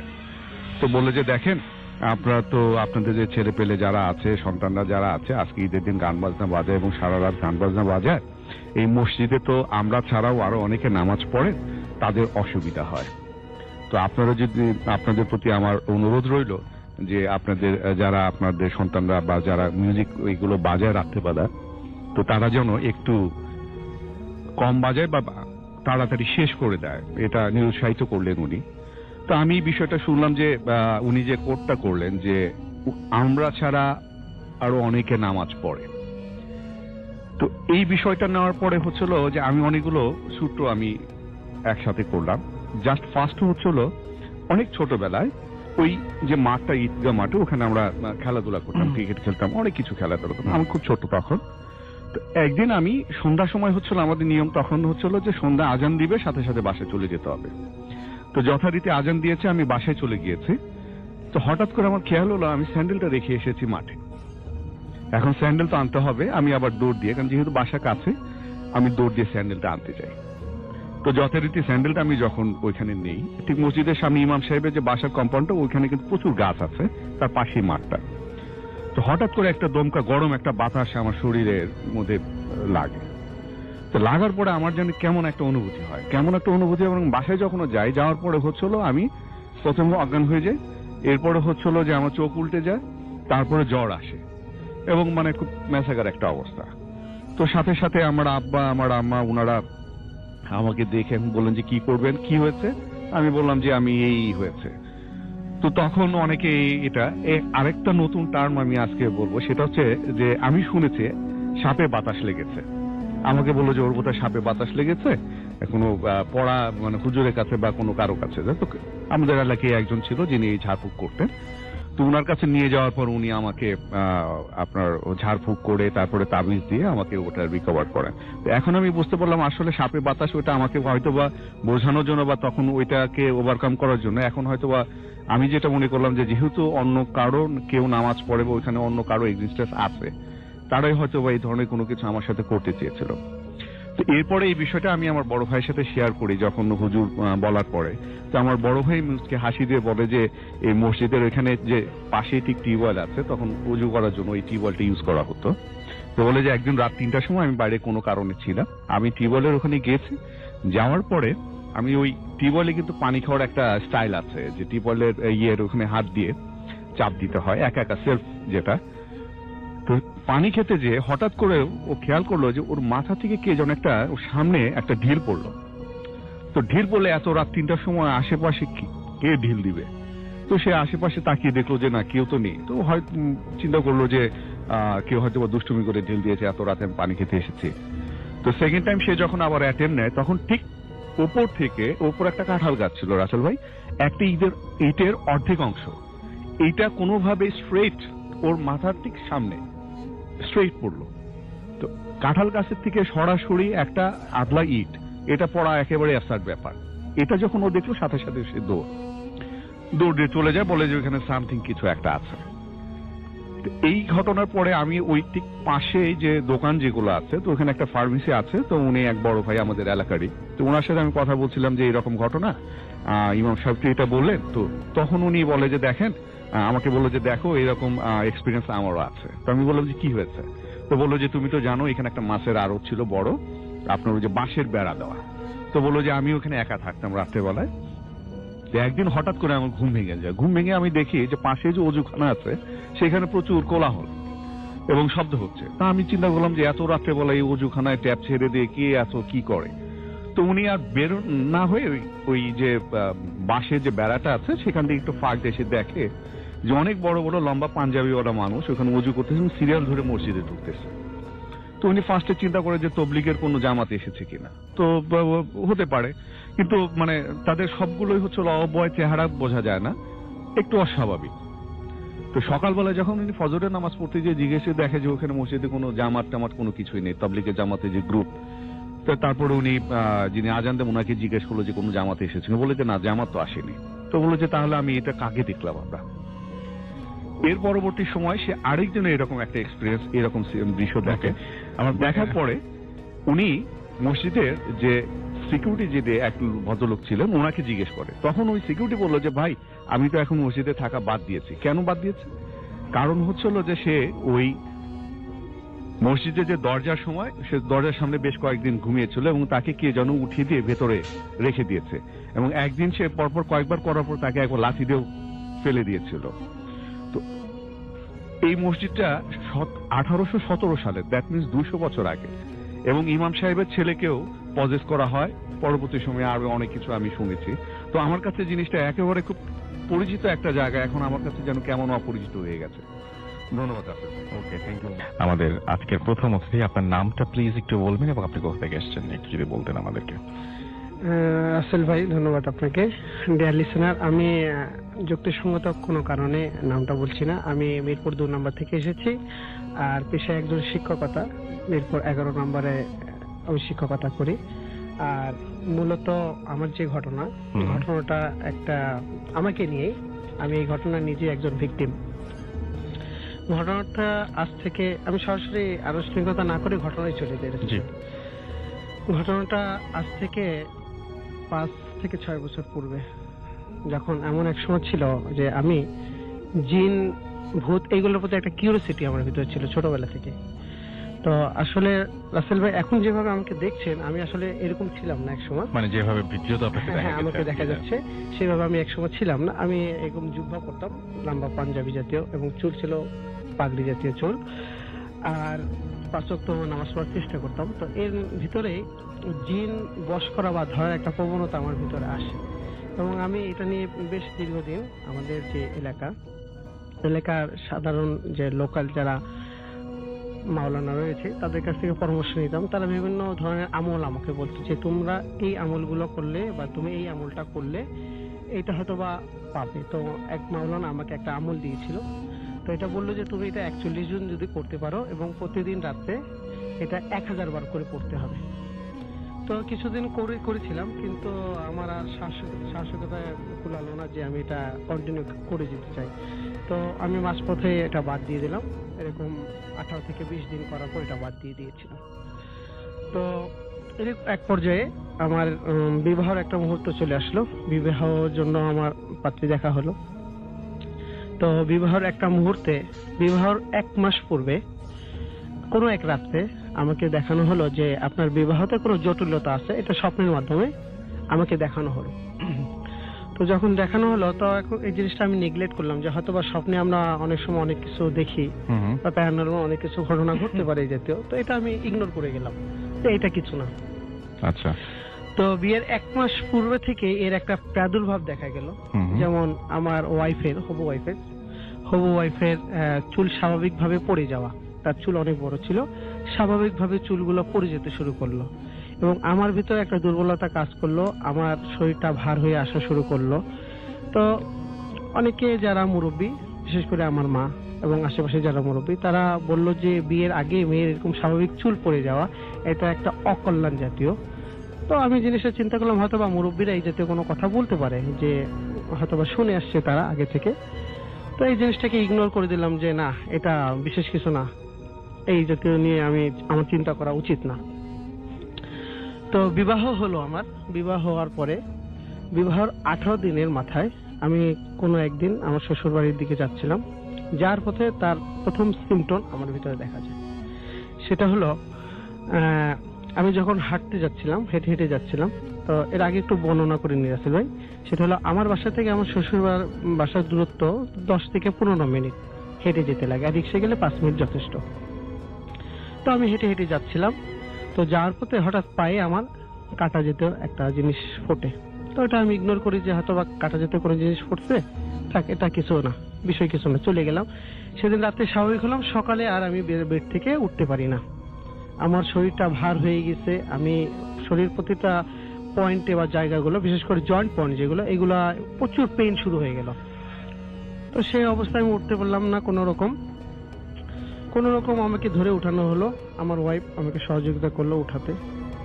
তো এক পর্যায়ে আমার বাবা বলল যে ডাক্তার দেখাতে। তো আমি আমাদের লোকাল যে ডাক্তারগুলো আগে খালিশপুর এলাকায়, আমি আগে বলিনি, আমি হলাম খালিশপুরের বাসিন্দা, এটা খুলনা অবস্থিত। তো এক পর্যায়ে লোকাল ডাক্তারগুলো আমি দেখালাম। তো লোকাল ডাক্তারগুলো দেখানোর পরে তারা আমাকে বিভিন্ন ধরনের অ্যান্টিবায়োটিক এগুলো দিল, বলে এগুলো আপনি খান, খেলে হয়তো আপনি সুস্থ হয়ে যাবেন, এটা কোনো বিশেষ কিছু না। তো যখন আমি এগুলা গ্রহণ করা শুরু করলাম, 1 সপ্তাহ কেটে গেল, কিন্তু আমার শারীরিক কোনো উন্নতি হলো না, বরং আরো অবনতি হতে লাগলো। এখন এরকম অবস্থায় চিন্তা করলাম যে তাহলে লোকাল ডাক্তার না দেখি হয়তো বা ভালো কোনো ডাক্তার আমি দেখানোর চেষ্টা করি। পরবর্তীতে ওই একটা বছর ওইরকমই অতিক্রম হলো, বিভিন্ন জায়গায় বিভিন্ন ডাক্তার দেখালাম, ইভেন এমনকি ঢাকায় আসছি। আমি রিসেন্টলি ঢাকায় এসেছি, পূর্বে আমি বিভিন্ন ডাক্তারখানায় এসেছিলাম, বিভিন্ন বড় বড় হাসপাতালগুলোতেও গিয়েছি। তো তারাও আমাকে মেডিসিন দিয়ে দিল, প্রেসক্রিপশন করে দিল, বললো যে এটা কিছু না, জাস্ট একটা পেইন, এটা আপনি কিছু টেস্ট দিল আমাকে টেস্ট করানোর জন্য, কিছু এক্সরে করলাম। এক্সরে করার পর বললো যে না, স্বাভাবিক কিছু নেই, পায়ে কোনো সমস্যা মনে হয় না নেই আপনার শরীরে, তো আপনি এই মেডিসিনগুলো ক্যারি করেন, আপনি সুস্থ হয়ে যাবেন। তো এইভাবে আমি মেডিসিন ক্যারি করা শুরু করলাম। তো মেডিসিন যখন ক্যারি করে আসল ভাই, তখন অবস্থার আরো পরিবর্তন হতে লাগে, মানে ভালোর দিকে না গিয়ে ওটা খারাপ দিকে আরো যেতে লাগে। তো এক পর্যায়ে চিন্তা করলাম যে মেডিসিন গুলো আমি খাচ্ছি, শরীরে কোনো বিরূপ প্রতিক্রিয়া করতেছে কিনা, এফেক্ট করতেছে কিনা। তো এরকম আস্তে আস্তে ফ্রাস্ট্রেশন হওয়া শুরু হয়ে গেল আমার ভিতরে, ভালো লাগে না, কোনো কাজ করতে পারি না। আর শিক্ষকতা অনেক আগে থেকেই করি, প্রায় 10 বছর ধরে শিক্ষকতা করতেছি, ইংরেজি পড়াচ্ছি আমি, খালিশপুরে আমার নিজস্ব কোচিং ছিল। তো আস্তে আস্তে ফ্রাস্ট্রেশন হয়ে যায়, কোচিং যাওয়া বন্ধ হয়ে যায়, ভালো লাগে না, খাওয়া দাওয়া ভালো লাগে না, মাথা ঝিম পড়ে, শরীরটা ভার হয়ে যাচ্ছে। এই যে তো বিভিন্ন ঘটনা আমার সাথে ঘটতে শুরু করলো, যে মোটামুটি নিজেকে মনে হচ্ছিল যে আমি কি করব, কোথায় যাব, কার কাছে যাব, কোনো ওয়ে নেই। তো এরকম এক পর্যায়ে কোনো একদিন আমি আমার বন্ধুর দোকানে বসেছিলাম, বন্ধুর নাম হলো শাকিলের দোকান, কম্পিউটারের দোকান, সেখানে বসেছিলাম। এমন মুহূর্তে একটা লোক আসলো, আমরা সেখানে 3 জন বসেছিলাম, আমি, শাকিল এবং সুজন আরেক বন্ধু। তো এমন মুহূর্তে এক লোক আসলো, যে লোককে আমি কোনো সময় দেখিনি আগে। তো এসে তিনি আমাকে ইন্ডিকেশন করে ডাক দিল, ডেকে বলল আপনি একটু বাইরে আসবেন, আপনার সাথে কিছু কথা আছে। আমার আশ্চর্য লাগলো যে এখানে আমরা 3টা লোক বসে আছি, যে 3 জনকে ডাক না দিয়ে কেন উনি আমাকেই ডাক দিল। তো আমি আসলাম, তখন উনি বলল যে আপনার কোনো একটা সমস্যা আছে। বললাম যে কি জাতীয় সমস্যা? সে বলল আপনার কাছে কোনো একটা জিনিস আসতে চাচ্ছে, কিন্তু সে আসতে পারতেছে না। আপনার কাছে সেই জিনিসটা আসতে চাচ্ছে, এখনো আসতে চাচ্ছে, কিন্তু সে আসতে পারতেছে না। তা আমি চিন্তা করলাম যে সেই কথাটা আমার মনে পড়ে গেল, যে হয়তো আমি এক সময় জিনের একটা সাধনা করতাম, কিন্তু সাধনা করতে করতে ছেড়ে দিয়েছি। এর ভিতরে একটু কথা বলে নি রাসেল ভাই, যে সাধনা যখন করতাম আমি কিছুদিন করার পরে, এই রাতে যখন ঘুমাতাম, তো বিভিন্ন ধরনের আমার গায়ে শব্দ আসতো, চর আসতো, অনেক সময় গালে চর পড়তো, পিঠের উপরে চর পড়তো। তো স্বাভাবিক সকালে গালগুলো ফুলে যেত। তো এটা মা যখন জানতে যেত, কেন বললাম যে হয়তো বা কোনো পিঁপড়া বা কোনো বিষাক্ত কোনো কিছু কামড় দিয়েছে, এই কারণে। এই জিনিসগুলো আর আমি তাকে বলতাম না, মাকে ইগনোর করে দিতাম। ওয়াইফ জানতে চেত, ওটা আমি ইগনোর করে দিতাম। তো ওয়াইফ আমার একদিন বলল যে না, এটা আপনার কোনো কিছু না, আপনার হয়তো বা আপনি কোনো কিছু লুকাচ্ছেন এখানে। তো আমি বললাম যে হ্যাঁ, আমি একটা জিনিস লুকাচ্ছি। তখন ওয়াইফকে এই কথা বললাম। তো যাক, আমি রাসেল ভাই, আমি সেই জায়গায় চলে যাচ্ছি। তো উনি লোকটা যখন আমাকে ডাক দিয়ে বললো যে আপনার একটা সমস্যা আছে, আপনার কাছে কোনো একটা জিনিস আসতে চাচ্ছে, কিন্তু কোনো হয়তো বা ওয়ে সে খুঁজে পাচ্ছে না, বা আপনি কিছু করতে পারতেছেন না, বিদায় সে আসতে পারতেছে না, হয়তো বা সে আপনাকে একটা ক্ষতি অলরেডি করে দিয়েছে।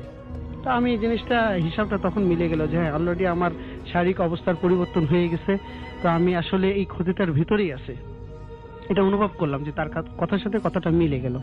তো আমি যখন তার পরিচয় জানতে চাই, তখন তিনি তার পরিচয়টা দেন না। উনি বলেন যে আমি আপনাদের বাসায় যাব। ঠিক আছে, ওয়েলকাম, আপনি আসেন। কবে আসবেন? বলে কালকে আসবো। তো কালকে স্বাভাবিক অ্যাজ ইউজুয়াল উনি চলে আসলো। আসার পরে আমার বাসাটাকে পর্যবেক্ষণ করলো এবং আমাকে একটা তাবিজ দিয়ে গেল, বললো এইটা আপনি রাখবেন, তাইলে হয়তোবা এই জাতীয় শক্তি থেকে বা এই জাতীয় যে ক্ষতিটা হচ্ছে, ক্ষতি থেকে হয়তোবা কিছুটা আল্লাহ যদি মাফ করতেও পারে। তো আমি তাবিজটা স্বাভাবিক রাখলাম এবং রাখার সময় উনি বলে দিলেন যে আপনি তরকারিতে কিছু কিছু খাবার খাবেন না, যেমন হলুদ খেতে পারবেন না, পেঁয়াজ খেতে পারবেন না, অতিরিক্ত ঝাল খাবেন না। এই জাতীয় জিনিসগুলো পুরোপুরি নিষিদ্ধ করে দিল আমার জন্য। তো সেভাবে মানলাম। কিছুদিন মানার পরে আর স্বাভাবিক রইলাম না। তো কোনো একদিন আপনার কি তাবিজটার পরে অবস্থা ভালো হচ্ছিল? তাবিজটা যখন আমি ইউজ করতেছিলাম আসল ভাই, তো ইউজ করার পরে কিছুটা অবস্থা উন্নতি হয়েছিল, কিছুটা উন্নতি হয়েছিল। তো কোনো এক কারণে তাবিজটা একদিন ঘুমের মাধ্যমে, যখন আমি রাত্রে ঘুমাই, সকালে উঠে দেখি যে তাবিজটা আমার নেই হাতে, হারিয়ে গেছে কোনো একভাবে। এটা আমি জানি না কিভাবে, আজ পর্যন্ত কারণও খুঁজে পেলাম না। ওয়াইফকে জিজ্ঞাসা করলে ওয়াইফ বলে না, আমি বিছানা তো সকালে আসলে গোছগাছ করার সময় অনেক সময় হয়তো পড়ে যেতে পারে, এটা বুঝলাম যে তাবিজটা হারিয়ে গেছে। তো এখন উনি আমাকে হারিয়ে যাওয়ার পরে এখন আমার অবস্থা সেই আগের মতো খারাপ হতে শুরু করলো, ইভেন আরো ডিটোরিয়েটিং হয়ে গেল, আরো হানিকর হয়ে গেল। এখন এমতো অবস্থায় কোনো উপায় না পেয়ে ফ্রাস্ট্রেশন হয়ে গেলাম আরো, যে কি করব। এবং বড় বড় ডাক্তার দেখলাম, অনেক টাকা পয়সা নষ্ট করলাম, কিন্তু আমার তো কোনো ওয়ে হলো না, বা আমি কোনো ওয়েকে গেট করতে পারলাম না যে কি করব এখন আমি। তো এমন এক সময় সেই দোকানে, যে দোকানে শাকিলের দোকানে বসেছিলাম, ওই দোকানে যখন বসে আছি, তখন আমার এক বন্ধু সুজন, সে বলছে যে তুমি আমাকে একটু সময় দিতে পারো। বললাম কেন? তোমাকে আমি এক চাচার কাছে নিয়ে যাব। তো আমি বললাম যে আচ্ছা ঠিক আছে, আমি যাব। তো অ্যাজ ইউজুয়াল আমি গেলাম। তো পরের দিন তো যাওয়ার পরে চাচার একটু বলে দিই, চাচার নাম হলো শহীদুল ইসলাম। উনি খালিশপুর কিচেন জুট মিলে শ্রমিক। তো ওইখানে যখন আমি গেলাম চাচার কাছে, যাওয়ার পরে চাচা আমাকে দেখা মাত্রই বললেন যে আপনি ওই বেডে বসেন, এই বেডে না বসে ওই বেডে বসেন। তখন আমার একটু সুবিধা হবে, মানে আপনি মেসে গিয়েছিলেন, সেই মেসে উনি একটা অন্য বেডে বসতে বললেন। তো আমার একটা অবাক হলো যে কেন চাচা এই বেডে বসতে না বলে ওই বেডে বসতে বললেন। তো আমি বসলাম। বসার পরে আমি সেই বন্ধুকে বললাম, সুজনকে বললাম যে সুজন, তুমি আমার বিষয়ে একটু বলো তাকে। তো সুজন যখন চাচাকে বললো যে দেখেন তো চাচা, আমি আমার এক বন্ধু, সেই বিগত এরকম, ঠিক আছে, ওই ঘটনাটা বললো, আপনার সমস্যাটার কথা বললো। বলার পরে চাচা তখন কি করলো, মানে এটা আমার আসলে না দেখলে বিশ্বাস করার মতো নয় রাসেল ভাই জিনিসটা, যে চাচা এক গ্লাস পানি নিলেন, পানির অর্ধেক পানি ফেলে দিলেন, অর্ধেক পানি ফেলে দিয়ে হাতে কি জানে একটা সূরার মতো পড়লেন, পরেই ফু দিলেন। ফু দেওয়া মাত্র আমরা যেরকম মোবাইলে কথা বলি রাসেল ভাই, উনি ঠিক গ্লাসটা নিয়ে কানের কাছে নিয়ে ঠিক এইভাবে কথা বলতেছেন এবং তার হাতটা নড়তেছে। এবং যখন হাতটা নড়তেছে, তখন আমাদেরকে বলেছিলেন যখন আমি কথা বলবো তখন আমার হাতটা চেপে ধরতে। তো আমরা ওইখানে উপস্থিত 2-3 জন ছিলাম। আমার হাতটা চেপে দেওয়ার পরেও হাতটা প্রচুর পরিমাণ নড়তেছে, কিন্তু আমরা ঠেকায় রাখতে পারতেছি না। তো উনি একটাই কথা বললেন যে আপা, এমক নামের স্থানে এমক নামের লোকের কি সমস্যা। এখন কাকে আপা করলেন এই জিনিসটা আমরা আর বুঝতে পারিনি, যে কাকে তিনি আপা করে সম্বোধন করলেন। তো উনি যেটা জানালেন যে হ্যাঁ, ওর একটু সমস্যা রয়েছে, ও একসময় একটা সাধনা করতে করতে সে ছেড়ে দিয়েছে। তো ওকে স্বপ্নের মাধ্যমে ক্ষতি করা হয়েছে। তো আমি যখন ক্ষতিটা জানতেছিলাম যে চাচা একটু খুলে বলেন ক্ষতিটা কেমন হয়েছে আমার। তো চাচা বললো আপনাকে স্বপ্নের মাধ্যমে চিলের মাংস খাওয়ানো হয়েছে। তা আমি একটু শুনে অ্যাস্টনিশড হয়ে গেলাম যে চিলের মাংস কিভাবে খাওয়া, স্বপ্নে আবার কিভাবে খাওয়ায় মানুষকে। তো একটু অবাক হয়ে গেলাম কিছুটা, যে চিলের মাংস। তারপর বিশ্বাস করে নিলাম। তো উনি বললো যে সেই জিনিসটা আপনার শরীর থেকে বের হওয়া না পর্যন্ত আপনি সুস্থ হবেন না। কোনো সময় সুস্থ হবেন না। এই মেডিসিন যাই করেন কোনো কিছু আপনার কাজে লাভ আসবে হবে না। জি। তো উনি আমাকে নিয়ে নেওয়ার পরে রুমটা সম্পূর্ণ অন্ধকার করে দিল। অন্ধকার করে আমি যে বেডে বসেছিলাম সেই বেডে আমাকে শোয়া দিল। তো আমি শুয়ে রইলাম এবং শোয়ানোর পরে আমার যে নাভিটা শার্টটা একটু উঠিয়ে দিল, উঠিয়ে নাভিতে দেখলাম কিছু পানি দিল, পানি পড়ে দিল এবং কিছুটা আমি হাতের একটু ইশারা মানে এই পারলাম যে হয়তো বা নাভিতে উনি কোনো কিছু করতেছেন। তো যেখানে নাভিটা বন্ধ, নাভিতে কোনো ছিদ্র নেই, এটা তো আমরা সবাই জানি। কিন্তু কিছুক্ষণ পরে দেখলাম 5-7 মিনিট পরে দেখলাম আলো জ্বালানো হলো। আলো দেখলে উনি আমাকে দেখালেন যে আপনার নাভি থেকে এই যে মাংসগুলো বের হয়েছে, প্রায় সেখানে মানে পচা মাংস, একটা মাংস প্রায় 100 থেকে 150 গ্রাম এরকম একটা মাংস একটা স্তূপ বের হলো ওইখান থেকে। তো এটা দেখানো আমাকে দেয়া হলো, বলে এই জিনিসটা আপনাকে স্বপ্নে খাওয়ানো হয়েছিল, এই কারণে আপনি অসুস্থ হয়ে গেছেন, আপনি যে কোনো মেডিসিন গ্রহণ করলে আপনার কাজ হচ্ছে না। তো যখনটা আমার শরীর থেকে বের হয়ে আসলো রাসেল ভাই, তখন আমি একটা অনুভব করলাম যে আমার শরীর থেকে কি যেন একটা জিনিস বের হয়ে গেছে। এটা আমি অনুভব করলাম তখন যে কি যেন একটা জিনিস আমার শরীর থেকে বের হয়ে গেছে, একটা শরীরটা ফ্রি হয়ে গেছে, আগের মতো নেই। তারপর চাচা আমাকে কিছু নির্দেশনা দিলেন এবং আমাকে বললেন একটা তেল এনে দিতে। তো তেল এনে আমি আনলাম, আনার পরে বললো যে এটা আগামীকালকে তেলটা নিয়ে যাবেন। তো আমি চিন্তা করলাম যে তেলটা আমি দিয়ে আসলাম, তেলটা তো সঙ্গে সঙ্গে এর আগে যাদের কাছে গিয়েছিলাম, অনেক হুজুরের কাছে গেছে, যেটা আমি মাঝখানে বলতে ভুলে গেছি, তারা সঙ্গে সঙ্গে পরে ফু দিয়ে দিত তেলটা লাগানোর জন্য, সঙ্গে শরীরে যেখানে যেখানে সমস্যা আছে সেখানে আপনি লাগাবেন। তো চাচা সেদিন রাতে আর তেলটা দিল না আমাকে। তো তেলটা না দিয়াতে আমাকে বললো যে আগামীকালকে আপনি আসেন। তো আমি যখন আগামীকালকে সেই বন্ধু সুজন বন্ধু ওকে নিয়ে আমি যখন আবার গেলাম সেখানে, তো তখন আমাকে তেলটা দেওয়া হলো এবং তেলে আমি দেখলাম যে ওইখানে কিছু আয়াত লেখা রয়েছে, সরিষা তেলে কিছু আয়াত লেখা রয়েছে ভিতরে। তো যখন আমি কারণটা জিজ্ঞাসা করলাম যে আমার বন্ধুর কাছে, সে প্রথম আমাকে বলতে চাইলো না, কারণ এই জাতীয় বিশেষ ঘটনা আসলে জিন বা পরীর বশ জাতীয় ঘটনা কেউ কাউকে সাধারণত বলে না আসলে। তো আমি তার কাছে মানে জোর করলাম, জিদ করলাম যে সুজন, তুমি যদি চাচার বিষয়ে কোনো কিছু জেনে থাকো আমার একটু বলো। তো বললো যে উনি একজন আনএডুকেটেড। যখন এই কথা বললো আমি একটু অবাক হয়ে গেলাম যে আনএডুকেটেড, তাহলে কি সুন্দর আয়াত লেখা, আয়াতটা আরবিতে লেখা, তো এই আয়াতটা কিভাবে লেখলো? তখন আমার একটা চিন্তা আসলো যে উনি একজন আনএডুকেটেড পারসন, তাহলে আয়াতটা কিভাবে আসলো? তো সে আমাকে বর্ণনা করলো যে এই জিনিসটা যখন হয় তখন রাত্রে ওই পরীরা এসে আয়াতগুলা লিখে দিয়ে যায় এবং চাচা সকালে ফজরের নামাজ পড়ে ওই আয়াতগুলা কেটে কেটে বোতলে ভরে দেয় এবং যার যেটা সেটা তাকে দিয়ে দেয় এবং ইউজ করতে বলে। এইভাবে অনেক মানুষ উপকার পেয়েছে, তো আমিও পেয়েছিলাম।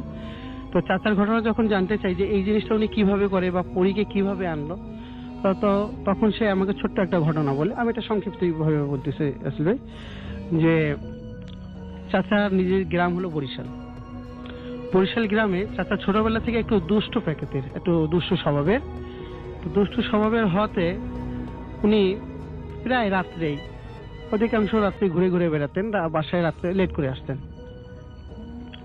তো কোনো একদিন উনি দেখতে পারেন যে তার গ্রামে একটা দিঘি ছিল, দিঘিতে উপর থেকে আসমান থেকে কিছু মেয়ে আকৃতি পরী জাতীয়, পরে বর্ণনা পেয়েছে, পরীরা আসমান থেকে নেমে এসে ওই পুকুরে তারা তাদের গায়ে যে ওড়না জাতীয় ছিল ওইটা রেখে, সাদা ওড়না জাতীয় যেটা ছিল ওইটা রেখে তারা পুকুরে ওই দিঘিতে গোসল করা শুরু করলো। তো চাচা এই দৃশ্যটা যখন দেখতে পায় তখন সাহস করে চলে যায়, যে একটা পরীর ওই ওড়নাটা হাতে ধরলে অন্যান্য পরীরা যে যার মতো অবস্থান করে তারা চলে যায়, কিন্তু ওই পরীটা পানি থেকে বা জল থেকে উঠতে পারে না পারলে তাকে বলতে হচ্ছে যে তুমি এখান থেকে চলে যাও। পরীটা তখন বললো যে তুমি এখান থেকে চলে যাও, না হলে আমি তোমাকে মেরে ফেলবো। তো চাচা বললো যা হবার তাই হবে, কোনো সমস্যা নাই, কিন্তু আমি যাব না, এটা আমি দেব না। তখন সে বলল যে তুমি কি চাও? পরীটা বলল তুমি কি চাও? তো চাচা বলতেছেন যে আমি চাই আপনি আমার কাছে থাকবেন যে কোনো ভাবে। তো ওই যে কাপড়টা চাচা কি করলো, তার বাসায় নিজের বাসায় মাটির প্রায় 15 থেকে 20 ফিট মাটির নিচে কোনো একটা হাড়ির পাত্রে ওই কাপড়টা ওইখানে লুকিয়ে রাখছেন, যেটা এখনো পর্যন্ত সংরক্ষিত আছে। তো তারপর থেকে আমি কিছুটা স্বাভাবিক সুস্থ হওয়া শুরু করলাম। চাচার ওই নির্দেশ পরে আমি বিভিন্ন জায়গায় আরো গিয়েছিলাম মেডিসিনের জন্য। আর এখন রাসেল ভাই যেটা হয়, মোটামুটি আমি সুস্থ, কিন্তু পরিপূর্ণ সুস্থ না। এখন যেটা আমার সাথে ঘটে সেটা হলো, এটা আমার যারা রুমমেট তারা আমাকে বর্ণনা করে যে অনেক সময় আমি হঠাৎ করে রাতে উঠে যাই অনেক সময় আসনে বসে পড়ে বিভিন্ন ধরনের কি জিনিস জাতীয় আমি পড়তে শুরু করি। এইভাবে মোটামুটি এখন আমার দিন কাটাতে এখন মোটামুটি খুব সুস্থ না, এখনো অসুস্থ আছে। আর মাঝে মাঝে রাসেল ভাই এই জাতীয় সমস্যা দেখা দেয়, যেটা আমার ওয়াইফও আমাকে মাঝে বর্ণনা করছে। অনেক ধন্যবাদ আপনাকে আপনার ঘটনার জন্য। আসসালামু আলাইকুম রাসেল ভাই, আমি রাকিবুল আলম চয়ন বলছি। আমি বর্তমানে ইউএস এর লুজিয়ানা স্টেটের লেকচারার্সে আছি। আমি একটা ব্যাংকে জব করতেছি। রাসেল ভাই, আমি ছোট থেকেই একটা জিনিস বিশ্বাস করতে চাইনি যে জিন ভূত বলে কিছু নাই। আমি সবসময় বিশ্বাস করছি না, কিছু একটা আছে। তো যাই হোক, আমি যতদিন বাংলাদেশে ছিলাম আমি কোনোদিন কোনো কিছু এক্সপেরিয়েন্স করিনি, আর আমি বিশ্বাসও করিনি যে দেশের বাইরে আসার পরে হয়তো এরকম কিছু একটা আমার জীবনে ঘটে যাবে। তো যাই হোক, আমি আরেকটা কথা বলতে চাই যে আমি এই বিষয়গুলোকে খুবই ভয় পাই। বিষয়গুলোকে। আমি ছোট থেকে কখনো একা ঘরে থাকতে পারতাম না, এখনো পারি না। এনিওয়ে, আমি সময় নষ্ট না করে যে ঘটনায় চলে যাই। এই ঘটনাটা আমার সাথে হয় 2013-এ। স্টেটটা ছিল আরকানসাস স্টেট, আর আমি তখন আরকানসাস স্টেট ইউনিভার্সিটিতে ছিলাম। তো সেখানে একটা কনভেনিয়েন্স স্টোর ছিল, আমি ওখানে পার্ট টাইম জব করতাম এবং অ্যাসিস্ট্যান্ট ম্যানেজার হিসেবে ওখানে ছিলাম। তো আমার শিফট ছিল 6 to 6, 6 নাইট to 6 মর্নিং। আর আমার সাথে একটা কো-ওয়ার্কার থাকতো, রাতের বেলা যেহেতু স্লো। তো রেগুলারলি এরকম একদিন আমি যাই, তো সে আমাকে, আমার যে কো-ওয়ার্কার থাকে, সে আমাকে বলে যে এরকম আমি 12টা পর্যন্ত থাকবো, এরপরে থাকতে পারবো না, আজকে আমার একটা কাজ আছে, সে চলে যাবে। তো আমি বললাম ঠিক আছে, আমি হ্যান্ডেল করতে পারবো, কারণ 12টার পরে সাধারণত স্টোর খুবই স্লো হয়ে যায়, তো একটা মানুষ হ্যান্ডেল করতে পারে। আমি এরকম থাকলাম, 12টা হলো, সে চলে গেল, আমি আসি। আমি just slow time, slow motion, no business. তো আমি বসে আছি। তো হঠাৎ আমি খেয়াল করলাম, আমি যেখানে আমার রেজিস্টারে দাঁড়ায় আছি, আমার সামনে 3টা মনিটর এবং বাইরে ভিতরে সবকিছু মিলায় প্রায় 35 to 40 সিসিটিভি ক্যামেরা। একটা ক্যামেরা আমার পার্কিং লটের দিকে আছে। তো আমি হঠাৎ দেখলাম যে একটা গাড়ি এসে পার্ক হলো, একটা ওল্ড মডেলের মাজদা। তো আমার কাছে লাগলো যে হয়তো কেউ বের হয়ে আসবে এরকম। তো আমি তাকায় আছি, কারণ আমি রাতের বেলা ক্যামেরার দিকে একটু বেশি আঁচ করি, কারণ আমার যেহেতু এটা ব্ল্যাক নেইবারহুড ছিল, তো আমার কাছে একটু ভয় লাগতো। আবার উপর থেকে ম্যানেজারও বলছে যে রাতের বেলা একটু কেয়ারফুল থাকতে, কারণ এই স্টোরে আগে অনেকবার রবারি হয়েছে। তো আমি এরকম দেখতেছি যে কি ব্যাপার, গাড়িটা এসে পার্ক হলো, 5 মিনিট হয়ে গেছে, 10 মিনিট হয়ে গেল, কেউ নামছে না কেন। পরে আমি জাস্টিফাই করার জন্য আমি আমার যে স্টোরের মেইন গেট সেটা আনলক করলাম। আমার ডেস্ক থেকে আনলক করা যায়, ওখান থেকে আমি ইলেকট্রিক আনলক করলাম, তারপর আমি হেঁটে গেলাম। তো গাড়িটা যেখানে পার্ক হয়েছে সেটা হচ্ছে স্টোরের একেবারে আরেকটা অপোজিট কর্নারে, লাস্টের দিকে। আর আমার গেটটা হচ্ছে ঠিক অপোজিট দিকে, ফার্স্ট কর্নারে। তো ওখান থেকে গাড়িটা একটু দূরে, প্রায় আপনার কিছুক্ষণ হেঁটে যেতে হয়, 10-12 কদম এরকম হেঁটে যেতে হয়। তো আমি বাইরে গেট থেকে মাথা টাই করে দেখলাম যে কি ব্যাপার, কেউ আসে নাকি। তখন আমি দেখলাম যে একটা কেউ বসে আছে গাড়ির ভিতরে। তো আমি মনে করলাম যে হয়তো বসে আছে, সে আসবে, কাস্টমার, রেগুলার কাস্টমার হতে পারে। তো এনিওয়ে, আমি জাস্ট ব্যাক করে আসলাম। আমি লক করে দিছি, কারণ আমি তখন ওখান থেকে লক করা যায়। আমি লক করে ভিতরে চলে আসছি, সময় পেয়ে যাচ্ছে, কেউ আসতেছে। তখন আমি আবার গেছি, আবার বাইরে যায় চিন্তা করলাম যে তাকে বলবো যে কি ব্যাপার, এখানে ওয়েট করতেছো কেন, এরকম সেরকম, না কিছু দরকার না থাকলে চলে যাও। আমি যখন প্রায় গাড়িটা থেকে অর্ধেক গেছি, তখন দেখি কেউ একজন গাড়ির ভিতরে বসে আছে, তার চেহারাটা আচ্ছা দেখা যাচ্ছে, পুরোপুরি ভিজুয়াল, ক্লিয়ার না। তো আমি তখন একটু আগাইলাম, যখন একটু কাছাকাছি দেখলাম, তখন পিছন থেকে যে কি লাইট আছে, লাইট থেকে দেখতে পাচ্ছি, লাইটের আলো দেখতে পাচ্ছি যে একটা কালো বর্ণের মানুষ বলবো না, মানুষের মতো, ধরনটা মানুষের মতো, কিন্তু সে পুরোটাই কালো। ইভেন সে কি কোনো কি কালারের পোশাক পরে আছে আমি কিছুই বুঝতে পারতেছি না। আর দেখতে পাচ্ছি যে গ্লাসটা হাফ উঠানো এবং একটা মানুষ।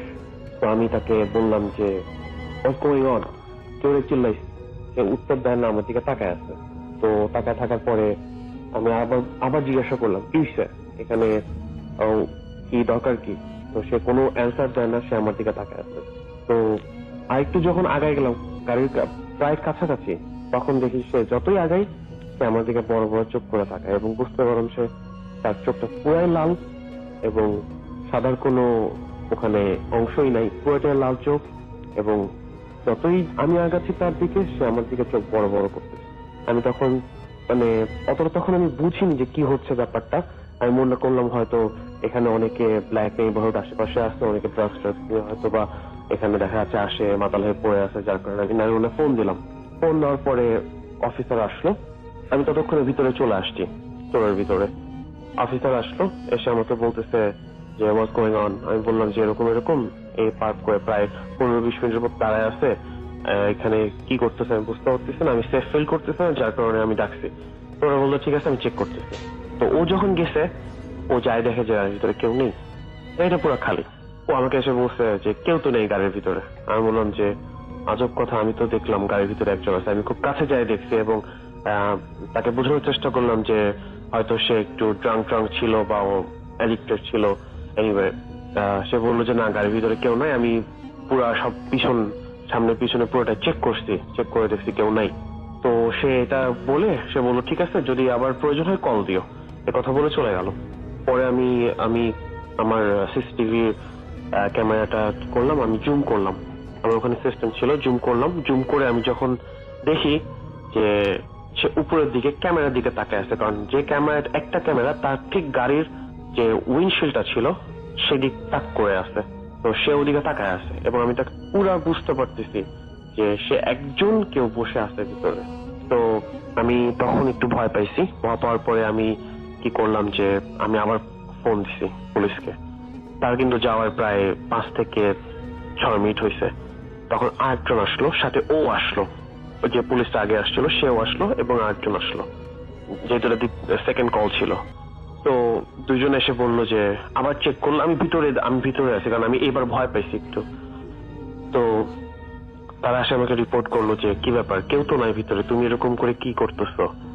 তখন আমি বললাম যে ঠিক আছে, আমি আপনাকে প্রুফ দেখাচ্ছি, আমার ক্যামেরার ভিডিওটা রিপ্লাই করতেছি। রিপ্লাই করলো, হ্যাঁ তারপরে দেখতে পারবেন যে ভিতরে কেউ একজন আছে, আমি দেখছি এটা ক্যামেরা থেকে। তো ওরা বললো ঠিক আছে চলো। তো আমি ওদেরকে পিছনে ম্যানেজারের রুমে নিয়ে গেলাম, কারণ ম্যানেজারের রুমটা হচ্ছে মেইন ক্যাশিয়ার এরিয়া থেকে পিছনের দিকে ছিল। তো পিছনে যখন নিয়ে গেলাম, নিয়ে যাওয়ার পরে আমি ভিডিও রিপ্লে করতে চাই, কিন্তু রিপ্লে হয় না, কারণ আমার সিস্টেম বলতেছে, সিসিটিভি যে সিস্টেমটা ছিল ডিভিআর, সেটা বলতেছে যে মেমোরি লস। তো আমি 3-4 বার ট্রাই করলাম প্লে করার জন্য, কিন্তু প্লে হচ্ছে না। আমি এরপরে মানে ওরাও ব্যাপারটাকে গুরুত্ব দিল না। ওরা মনে করতেছে যে আমি হয়তো লং আওয়ার কাজ করছি, যার কারণে হয়তো আমার মাথাটা খারাপ হয়ে গেছে। তো ওরা এরকম আর কি সান্ত্বনা দিয়ে চলে গেল।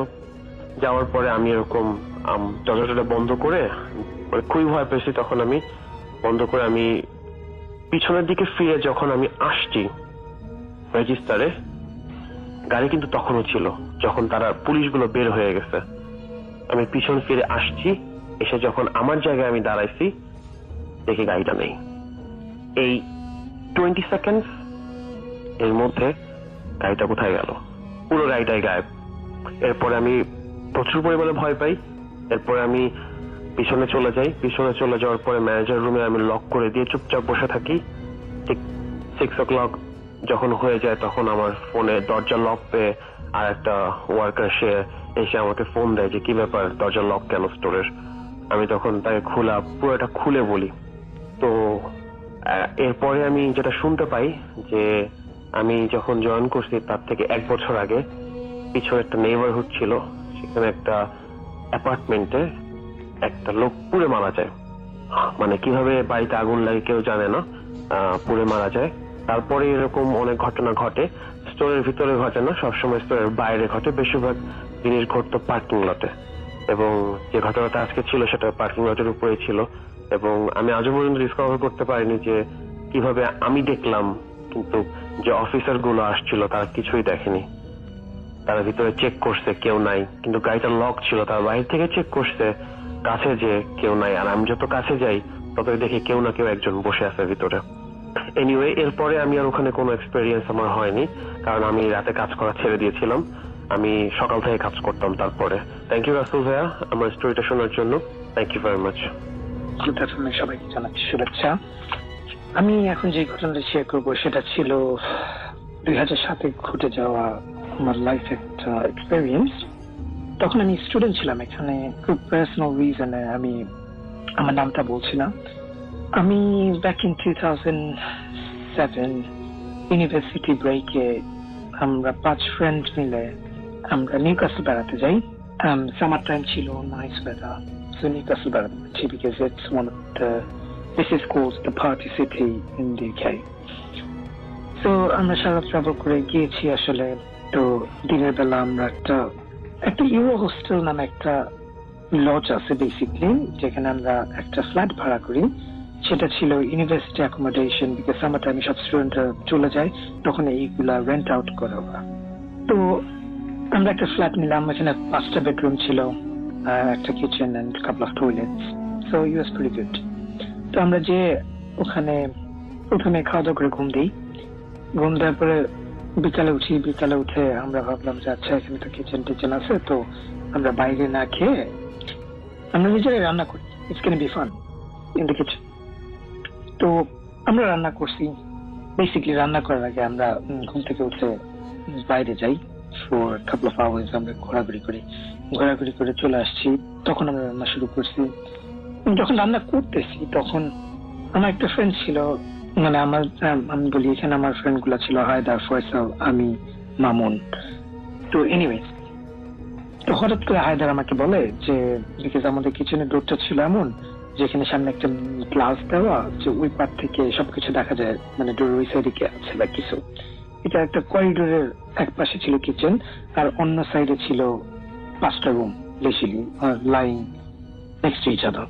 তো হায়দার আমাকে হঠাৎ করে বলে, দোস্ত দেখ ওখানে একটা মেয়ে যা গেল এই দিক দিয়ে। তাই আমি ভাবলাম কি বলে, আমি তো মেইন ডোর আমি নিজে লক করছি ঢোকার সময়, তো মেয়ে আসবে কোত্থেকে। আমি ভাবলাম যে আসলে অন্য কোনো ফ্ল্যাট থেকে অন্য কোনো ডোর দিয়ে আসলো কিনা, বিকজ ওইখানে 2টা এন্ট্রান্স ছিল। তারপর আমরা সবাই মিলে চেক করলাম পুরা ফ্ল্যাট, এই মাথা থেকে ওই মাথা চেক করছি, কোনো কিছুই পাইনি। So we came back.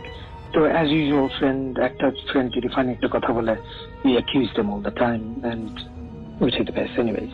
So ওরে অনেক ঝাড়ি দিলাম, কি বলিস ফাইজলামি, তোর বুদ্ধি ধরছে, তুই পাগল হয়ে গেছিস, এগুলা বলছি।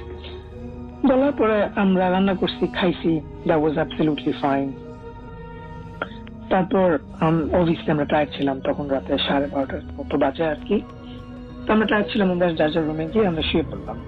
তো আমাদের একটা ফ্রেন্ড আছে ফয়সাল, সে তার বাংলাদেশি গার্লফ্রেন্ড ছিল তখন, সে বাংলাদেশি গার্লফ্রেন্ডের সাথে কথা বলতেছিল ফোনে কথা বলার সময় ও একটা ও একটা ছায়া দেখতে পেল একটা মেয়ের, তার রুমের বাইরে, বিকজ আমাদের সবার রুমের ডোর ওপেন ছিল। তো ছায়াটা দেখতে পেয়ে সে কিছু না বলে একটু পরে বললো যে সে ভাবছে হয়তো বা হায়দার আসলে এরকম ফাইজলামি করে, ডোরের পাশে দাঁড়ায় কথা শুনে ফাইজলামি করে। তো বললো হায়দার এসব ফাইজলামি করেছিলাম, যা ঘুমাচ্ছে। তো এই কথাটা যখন বললো, ছায়াটা তার রুমে ঢুকে গেল। তো ছায়াটা তার রুমে ঢুকলো, ঢোকার সাথে সাথে দরজাটা স্ল্যাম করে জোরে লাগাই। অবভিয়াসলি ফয়সাল অনেক ভয় পেয়ে গেল। ভয় পাওয়ার পরে সে চিল্লানো দিয়েছে জোরে, বলে এই হায়দার উঠ। তারপরে ছায়াটা আবার রুম থেকে বেরোলো, ডোরটা খুলেই বেরোলো, খুলে আবার স্ল্যাম করলো দরজাটা।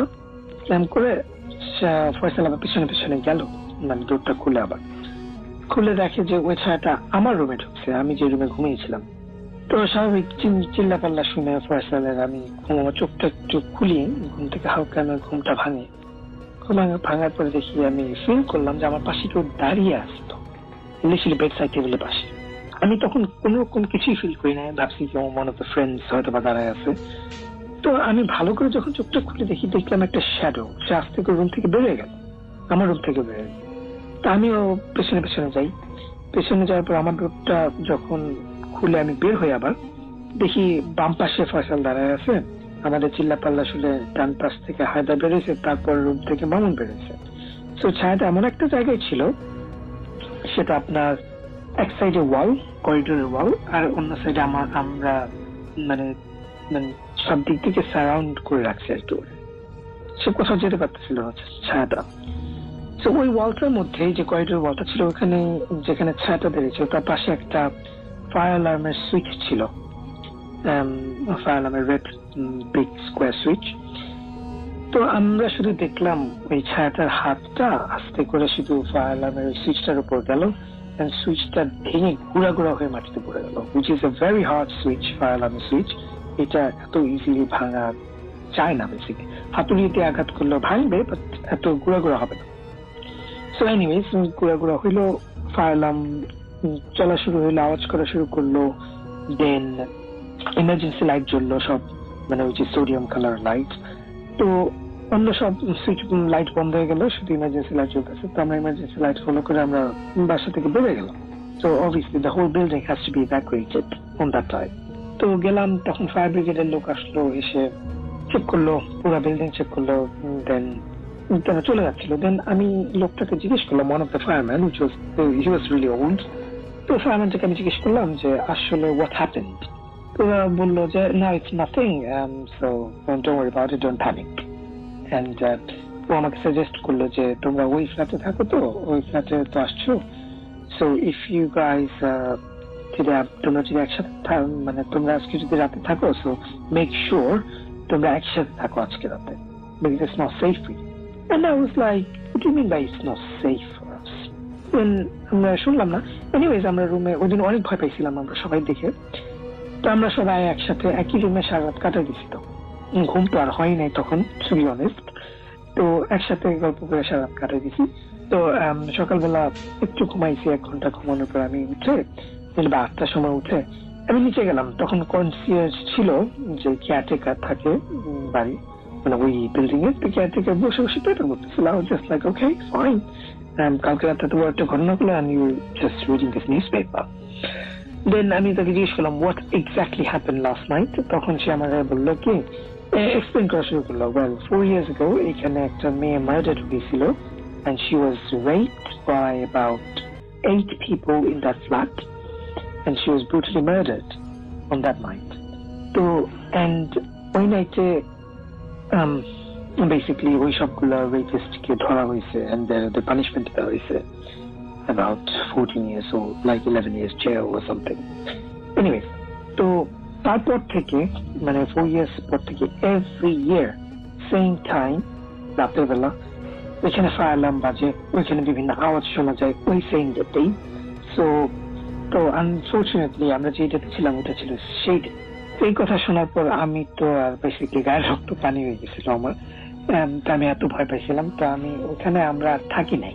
তো আমি এসে বলছি সবাইকে, চলো দোস্ত সবাই আমরা লন্ডন প্যাক করি, Newcastle is not for us, so this is what exactly happened. তখন আমরা আসলে মোটামুটি তাড়াহুড়া করে বাসের টিকিট আমরা চলে আসি। তো আর এরপরে আমি আর যাই না, কিন্তু নিউক্যাসল এমনিতেই নিউক্যাসলের একটা বদনাম আছে, যেটা হচ্ছে নিউক্যাসল হচ্ছে পার্টি সিটি প্লাস এটা হচ্ছে অনেক স্কেরি একটা সিটি। এখানে আগে অনেক প্রবলেম হইতো, মানে গোস্টের স্পিরিচুয়াল অনেক কিছু প্রবলেম হইতো। সেই জন্য এঞ্জেল অফ নর্থ বানাইছে, উইচ ইজ নিউক্যাসলে ঢোকার সামনেই রাস্তার পাশে 300 টন অফ রোস্টেড মেটাল দিয়ে, রোস্টেড আয়রন দিয়ে বেসিক্যালি এটা বানানো হয়েছে, বিকজ অফ আগের প্রিস্টরা মনে করতো it protects the whole city, because roasted metal দেখলে নাকি evil spirit ভয় পায় বা something. Anyways, this was my story. I'm not sure if that's scary or not, but I hope you're gonna like it, though I'm not a very good speaker. You obviously আপনারা বুঝতে পারতেছেন by the sound of my voice, which is very husky, and I do apologize for it. Thank you very much. Thank you. Assalamu alaikum. Kuta family সবাইকে জানাচ্ছি শুভেচ্ছা। রাসেল ভাই, hello. আমি যে ঘটনাটি বলতে যাচ্ছি, দ্য মোস্ট রিসেন্ট ঘটনা আমার লাইফে এই ইয়ারেই, বাংলা নববর্ষের দিন। আমরা আসলে আমি আমার ব্যাপারে কিছু বলি। আমি এখানে গত 10 বছরের উপরে হবে আমি আছি, এন্ড আমি অনেক কিছু এক্সপিরিয়েন্স করছি আসলে। তো এটা এই ঘটনাটা ছিল লাস্ট এক্সপিরিয়েন্স আমার কয়েক মাস আগেই। ঘটনার ব্যাকগ্রাউন্ড হচ্ছে, আমি ম্যানচেস্টার যাওয়ার কথা ছিল সেদিন রাতে, আমি গিয়েছিও, তো আমরা যেদিন পার্টি করি বাঙালি আমাদের নববর্ষের পার্টি করছি কাপড় বাসায়, তো ফ্রেন্ডস এন্ড ফ্যামিলি মিলে আমরা পার্টিটা করছি।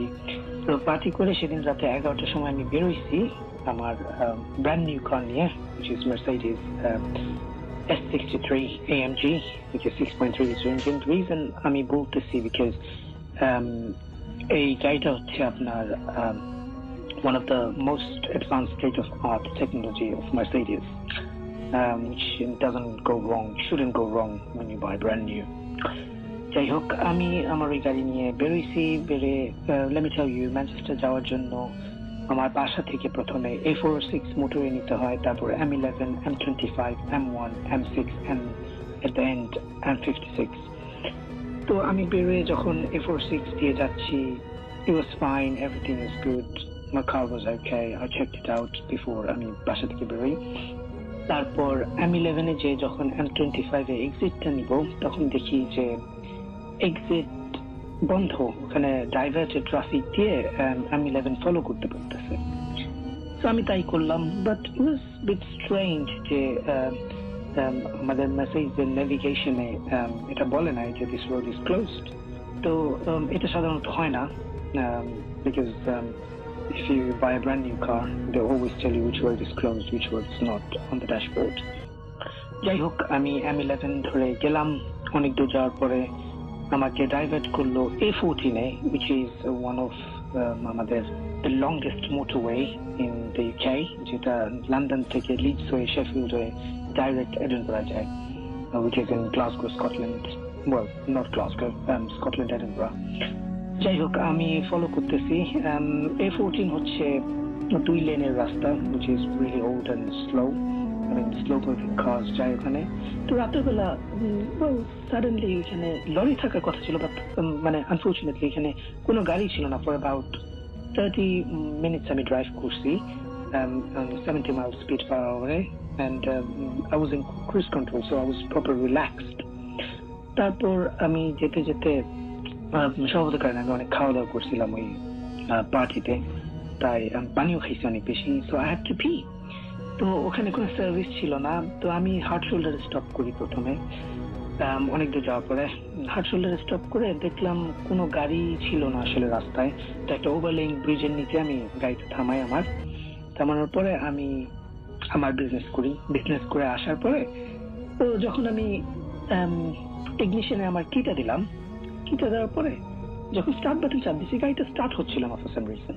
আই ট্রাইড अगेन, তারপর স্টার্ট হচ্ছিল না।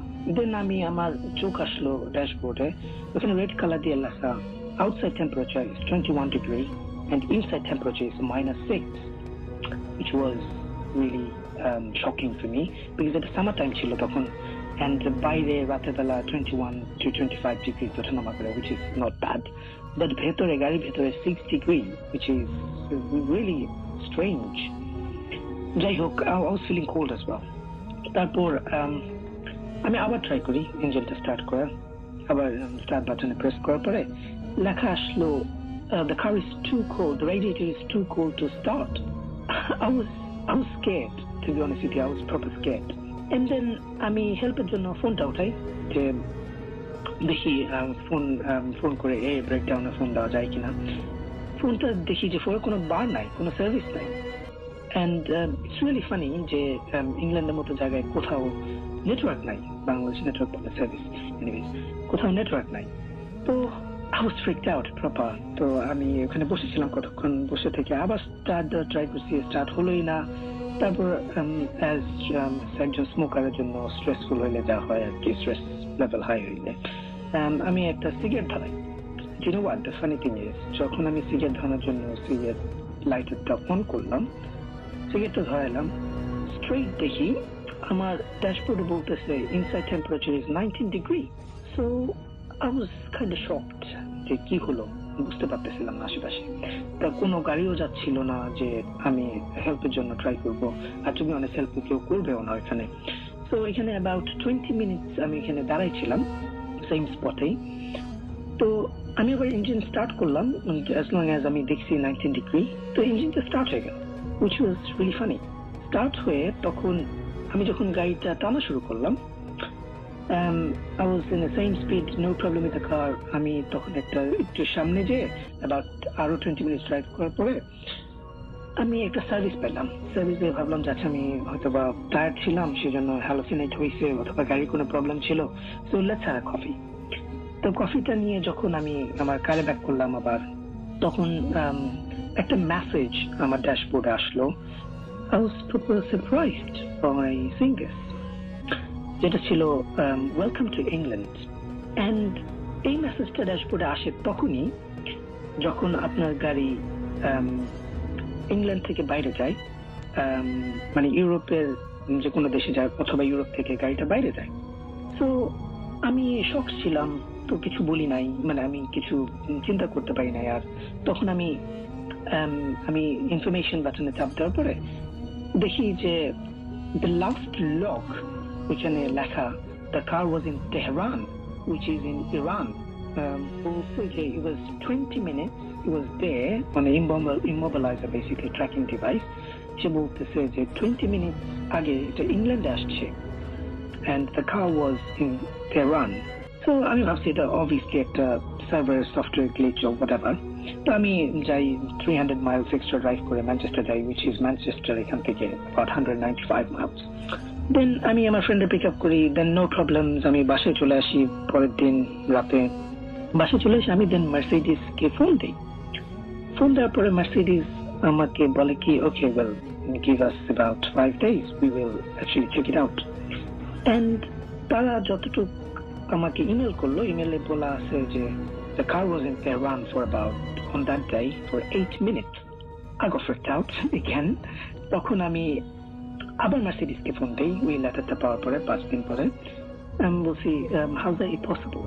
তখন ওই লোকটা আমাকে ওই পাশ থেকে বলে কি well this is not possible definitely, because এখানে হইতে পারে যে গভর্নমেন্ট স্যাটেলাইট লিংকে যে কোনো প্রবলেম অথবা সফটওয়্যার কোনো গ্লিচ ছিল, তো ওরা তখন গ্লিচটা খুঁজে পায় নাই। সো আমি তো বলছি আচ্ছা when you find out can you let me know? They said okay definitely they will let me know by writing me a letter.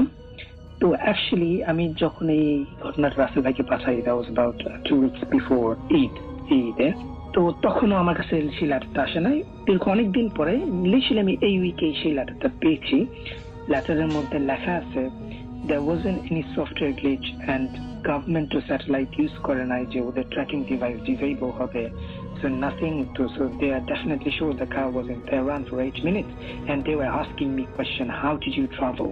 And আমি আবার ফোন দিই, ফোন দেওয়ার পরে I was okay, I said to them that listen this is not possible because I was on that day obviously you tracked it out, I was in Manchester. আমার ঘটনাটা আমি জানি না মানে কি হইছে বা কি হইতে যাচ্ছিল সেদিন, but I was pretty scared and এটা ছিল আমার experience to be honest. Thank you very much. Dear listener, এই এপিসোডটি আপনাদের কাছে কেমন লাগলো তা অবশ্যই কমেন্ট সেকশনে জানিয়ে দেবেন। এই এপিসোডের মধ্যে কোন ঘটনাগুলো সব থেকে ভালো লেগেছে অবশ্যই কমেন্ট বক্সে জানিয়ে দেবেন। আমি পরবর্তীতে ঠিক সেই ধরনের ঘটনা দেওয়ার চেষ্টা করব। ভূতগৃহের যত ভয়ানক ঘটনা আছে প্রত্যেকটি ঘটনা আপনারা সব থেকে ভয়ানক ঘটনাগুলো এই চ্যানেলের মধ্যে শুনতে পারবেন। আপনারা চাইলে এই চ্যানেলে ঘুরে আসতে পারেন। এই চ্যানেলে অসংখ্য এপিসোড পাবলিশ করা আছে যা শুধুমাত্র বাছাইকৃত ভয়ানক ঘটনা। তো আজকের জন্য এখানেই বিদায় নেব। আবারও আগামীকাল নতুন কিছু বাছাই করা ভয়ানক ঘটনা নিয়ে আপনাদের মাঝে চলে আসবো। সকলেই ভালো থাকবেন। আল্লাহ হাফেজ।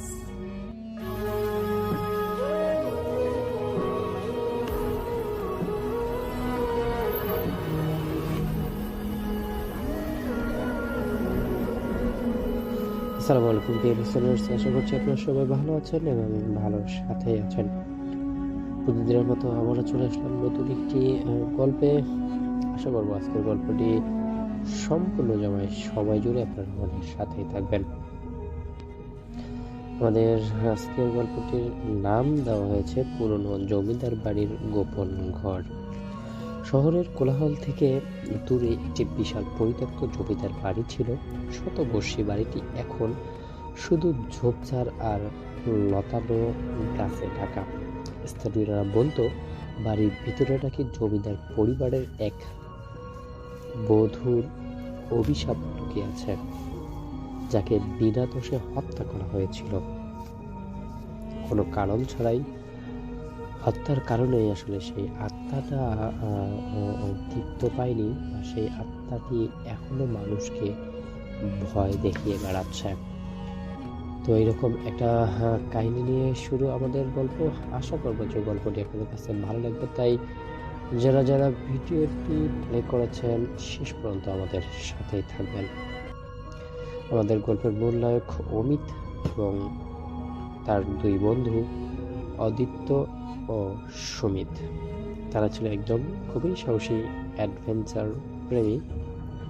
তারা বাজি ধরেছিল যে তারা এক রাতের জন্য ওই জমিদার বাড়িতে থাকবে, এবং আসলে এসব আত্মা ভূত এসব বলতে কিছু হয় না, এসব কিছুই শুধুমাত্র মানুষের মনের ভয় আর কুসংস্কার।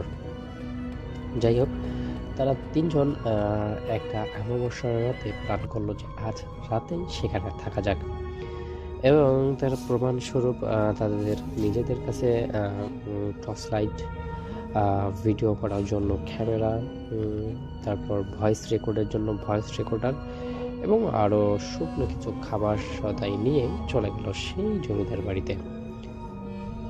জমিদার বাড়ির প্রবেশ করলেই তারা দেখতে পারে যে চারদিকে মাকড়সার জাল, তার খসা পড়া দেওয়াল আর অদ্ভুত স্বেচ্ছাটি গন্ধ। রাত যখন গভীর হলো, তারা একটি পুরনো লাইব্রেরির ঘরের ভিতরে আশ্রয় নিল। সেখানে প্রচুর ধুলো পড়া বই আর আসবাবপত্র ছিল মাত্র। সুমিত একটি মোমবাতি জ্বালিয়ে দেওয়ালে লাগানোর একটা বিশাল কাঠের সোফে লক্ষ্য করল। সেলফটা বাকি সব আসবাবের থেকে বেশ খানিকটা অদ্ভুত রকমের ছিল। তারা লাইট জ্বালিয়ে বিষয়ে আসবাবপত্রগুলোর ছবি তুলতেছে, আবার খোঁজার চেষ্টা করতেছে যে আসলে এখানে সত্যি কিছু আছে নাকি মানুষের সব কিছুই গুজব। যাই হোক, সুমিত কৌতূহলী হয়ে ওই যে সেলফটি সে মোমবাতি রাখেছিল টানতেই সেটা সশব্দে নিচের দিকে সরে গেল। সেটাকে কোনোভাবেই টেনে অন্যখানে নিয়ে যাচ্ছে না, একটা চুম্বকের মতো কাজ করতেছে আর কি। তারপর তারা তিনজন মিলেই সেটাকে উন্মুক্ত করলো, এবং এটা উন্মুক্ত করার পর অন্ধকার গোপন একটি ঘরের দরজা খুলে গেল। এবার তিন বন্ধুর মধ্যে উত্তেজনাটা আরো বেশি বেড়ে গেল। তারা টর্চের আলো ফেলে দেখলো ঘরটি খুবই ছোট। ঘরের মাঝখানে একটা প্রাচীন শ্বেত পাথরের টেবিল, আর উপরে একটা হলদে হয়ে যাওয়া ছোট্ট ডায়েরি এবং একটি মরা গোলাপ রাখা আছে। অমিত ডায়েরিটি তুলে নিল, ধুলো ঝেড়ে সে পড়তে শুরু করলো। ডায়েরিটি ছিল জমিদার বাড়ির সেই অভিশপ্ত বধূটির। পাতার শেষ পাতায় কাপা হাতের লেখা ছিল, তারা আমাকে মিথ্যা অপবাদ দিয়েছে, আমার কোনো দোষ নেই। আমি এই ঘরে মরে গেলেও আমার আত্মা মুক্তি পাবে না যতক্ষণ না কেউ আমার শেষ ইচ্ছাটা পূরণ করবে। আমার প্রিয়তমের দেওয়া এই গোলাপটি যেন আলো দেখে, বাহিরের আলো। এই ঘরের দরজা বদ্ধ, কেউ যেন আর না আসে। ডায়েরিটি পড়া শেষ হতেই হঠাৎ করে লাইব্রেরির রুমের মূল দরজাটা সশব্দে বন্ধ হয়ে গেল। বাহির থেকে তালা দেওয়ার মতো আওয়াজ এলো। তারা তিনজনেই আতঙ্কিত হয়ে গেল। কে ওখানে? অমিত চিৎকার করে উঠল। তাদের প্রশ্ন কোনো উত্তর এলো না। তবে লাইব্রেরির ঘরের ভিতরে কারো পায়ের নুপুরের ঝুমঝুম শব্দ শোনা যেতে শুরু করলো। শব্দটি যেন খুব কাছে থেকে আসছে, কিন্তু তারা কেউ কিছুই দেখতে পাচ্ছে না। অদিত্য চিৎকার করে বলল, তাড়াতাড়ি গোপন ঘর থেকে বেরিয়ে আয়, মনে হচ্ছে আত্মাটা আমাদের এখানে দেখতে চায় না। কিন্তু তারা দেখলো যে কাঠের সেলফটি সরিয়ে তারা প্রবেশ করেছিল সেটি নিজের থেকেই আবার আগের জায়গায় ফিরে এসেছে। সেলফটি ধীরে ধীরে নড়ছে আর গোপন ঘরের প্রবেশদ্বারটি বন্ধ করে দিচ্ছে। তখন সুমিত মাথায় ডায়েরির শেষ লাইনটি মনে পড়ল যে এই ঘরের দরজা বদ্ধ, যেন কেউ যেন আর না আসে। তারা কোনো মতে শেষ মুহূর্তে গোপন ঘর থেকে বেরোতে সক্ষম হলো, কিন্তু নুপুরের শব্দটি তখন তাদের একেবারে কানের কাছে। ঠান্ডা একটা বাতাসের ঝাপটা তাদের ছুঁয়ে গেল। আর তাদের মনে হলো যেন কোনো অদৃশ্য শক্তি তাদের দিকে হাত বাড়াচ্ছে। তারা তিনজন কোনো মতো জ্ঞান হারিয়ে সেখানে পড়ে গেল। পরদিন সকালে স্থানীয়রা তাদের বাড়ির বাহিরে অচেতন অবস্থায় খুঁজে পেল, কিন্তু সেই রাতের অজ্ঞাত অভিজ্ঞতার পর থেকে অমিত বন্ধুরা কখনোই কোনো বাজি বা অ্যাডভেঞ্চার কোনো কাজেই তারা যায়নি, কারণ তারা সেই রাতে যে অভিজ্ঞতাটা নিয়েছিল তাদের সারা জীবন সেটা মনে ছিল। কিন্তু সেই জমিদার বাড়িটার শেষ বিহিত করার জন্য তারা তাদের এলাকার যারা গণ্যমান্য ব্যক্তি আছে তাদের সাহায্য নিয়ে কাজ করার চেষ্টা করেছিল, কিন্তু পরবর্তীতে তাদেরকে কেউ সাহায্য না করায় তারা সেটা মাথার থেকে ঝেড়ে ফেলে, তাদের নিজেদের কাজে ব্যস্ত হয়ে যায়। যাই হোক দর্শক, আমাদের আজকের গল্পটি ছিল এতটুকুই। আশা করছি গল্পটি আপনাদের কাছে ভালো লেগেছে। যদি গল্পটি এতটুকু ভালো লেগে থাকে তাহলে কিন্তু অবশ্যই গল্পটিতে একটি লাইক করবেন, শেয়ার করবেন, আর আমাদের এই ইউটিউব চ্যানেলটিকে সাবস্ক্রাইব করে আমাদের পাশেই থাকবেন। তো দর্শক, শেষ করছি আজকের এপিসোড। আবারও নতুন এপিসোড দেখার আমন্ত্রণ জানিয়ে ভালো থাকবেন, সুস্থ থাকবেন। আল্লাহ হাফেজ।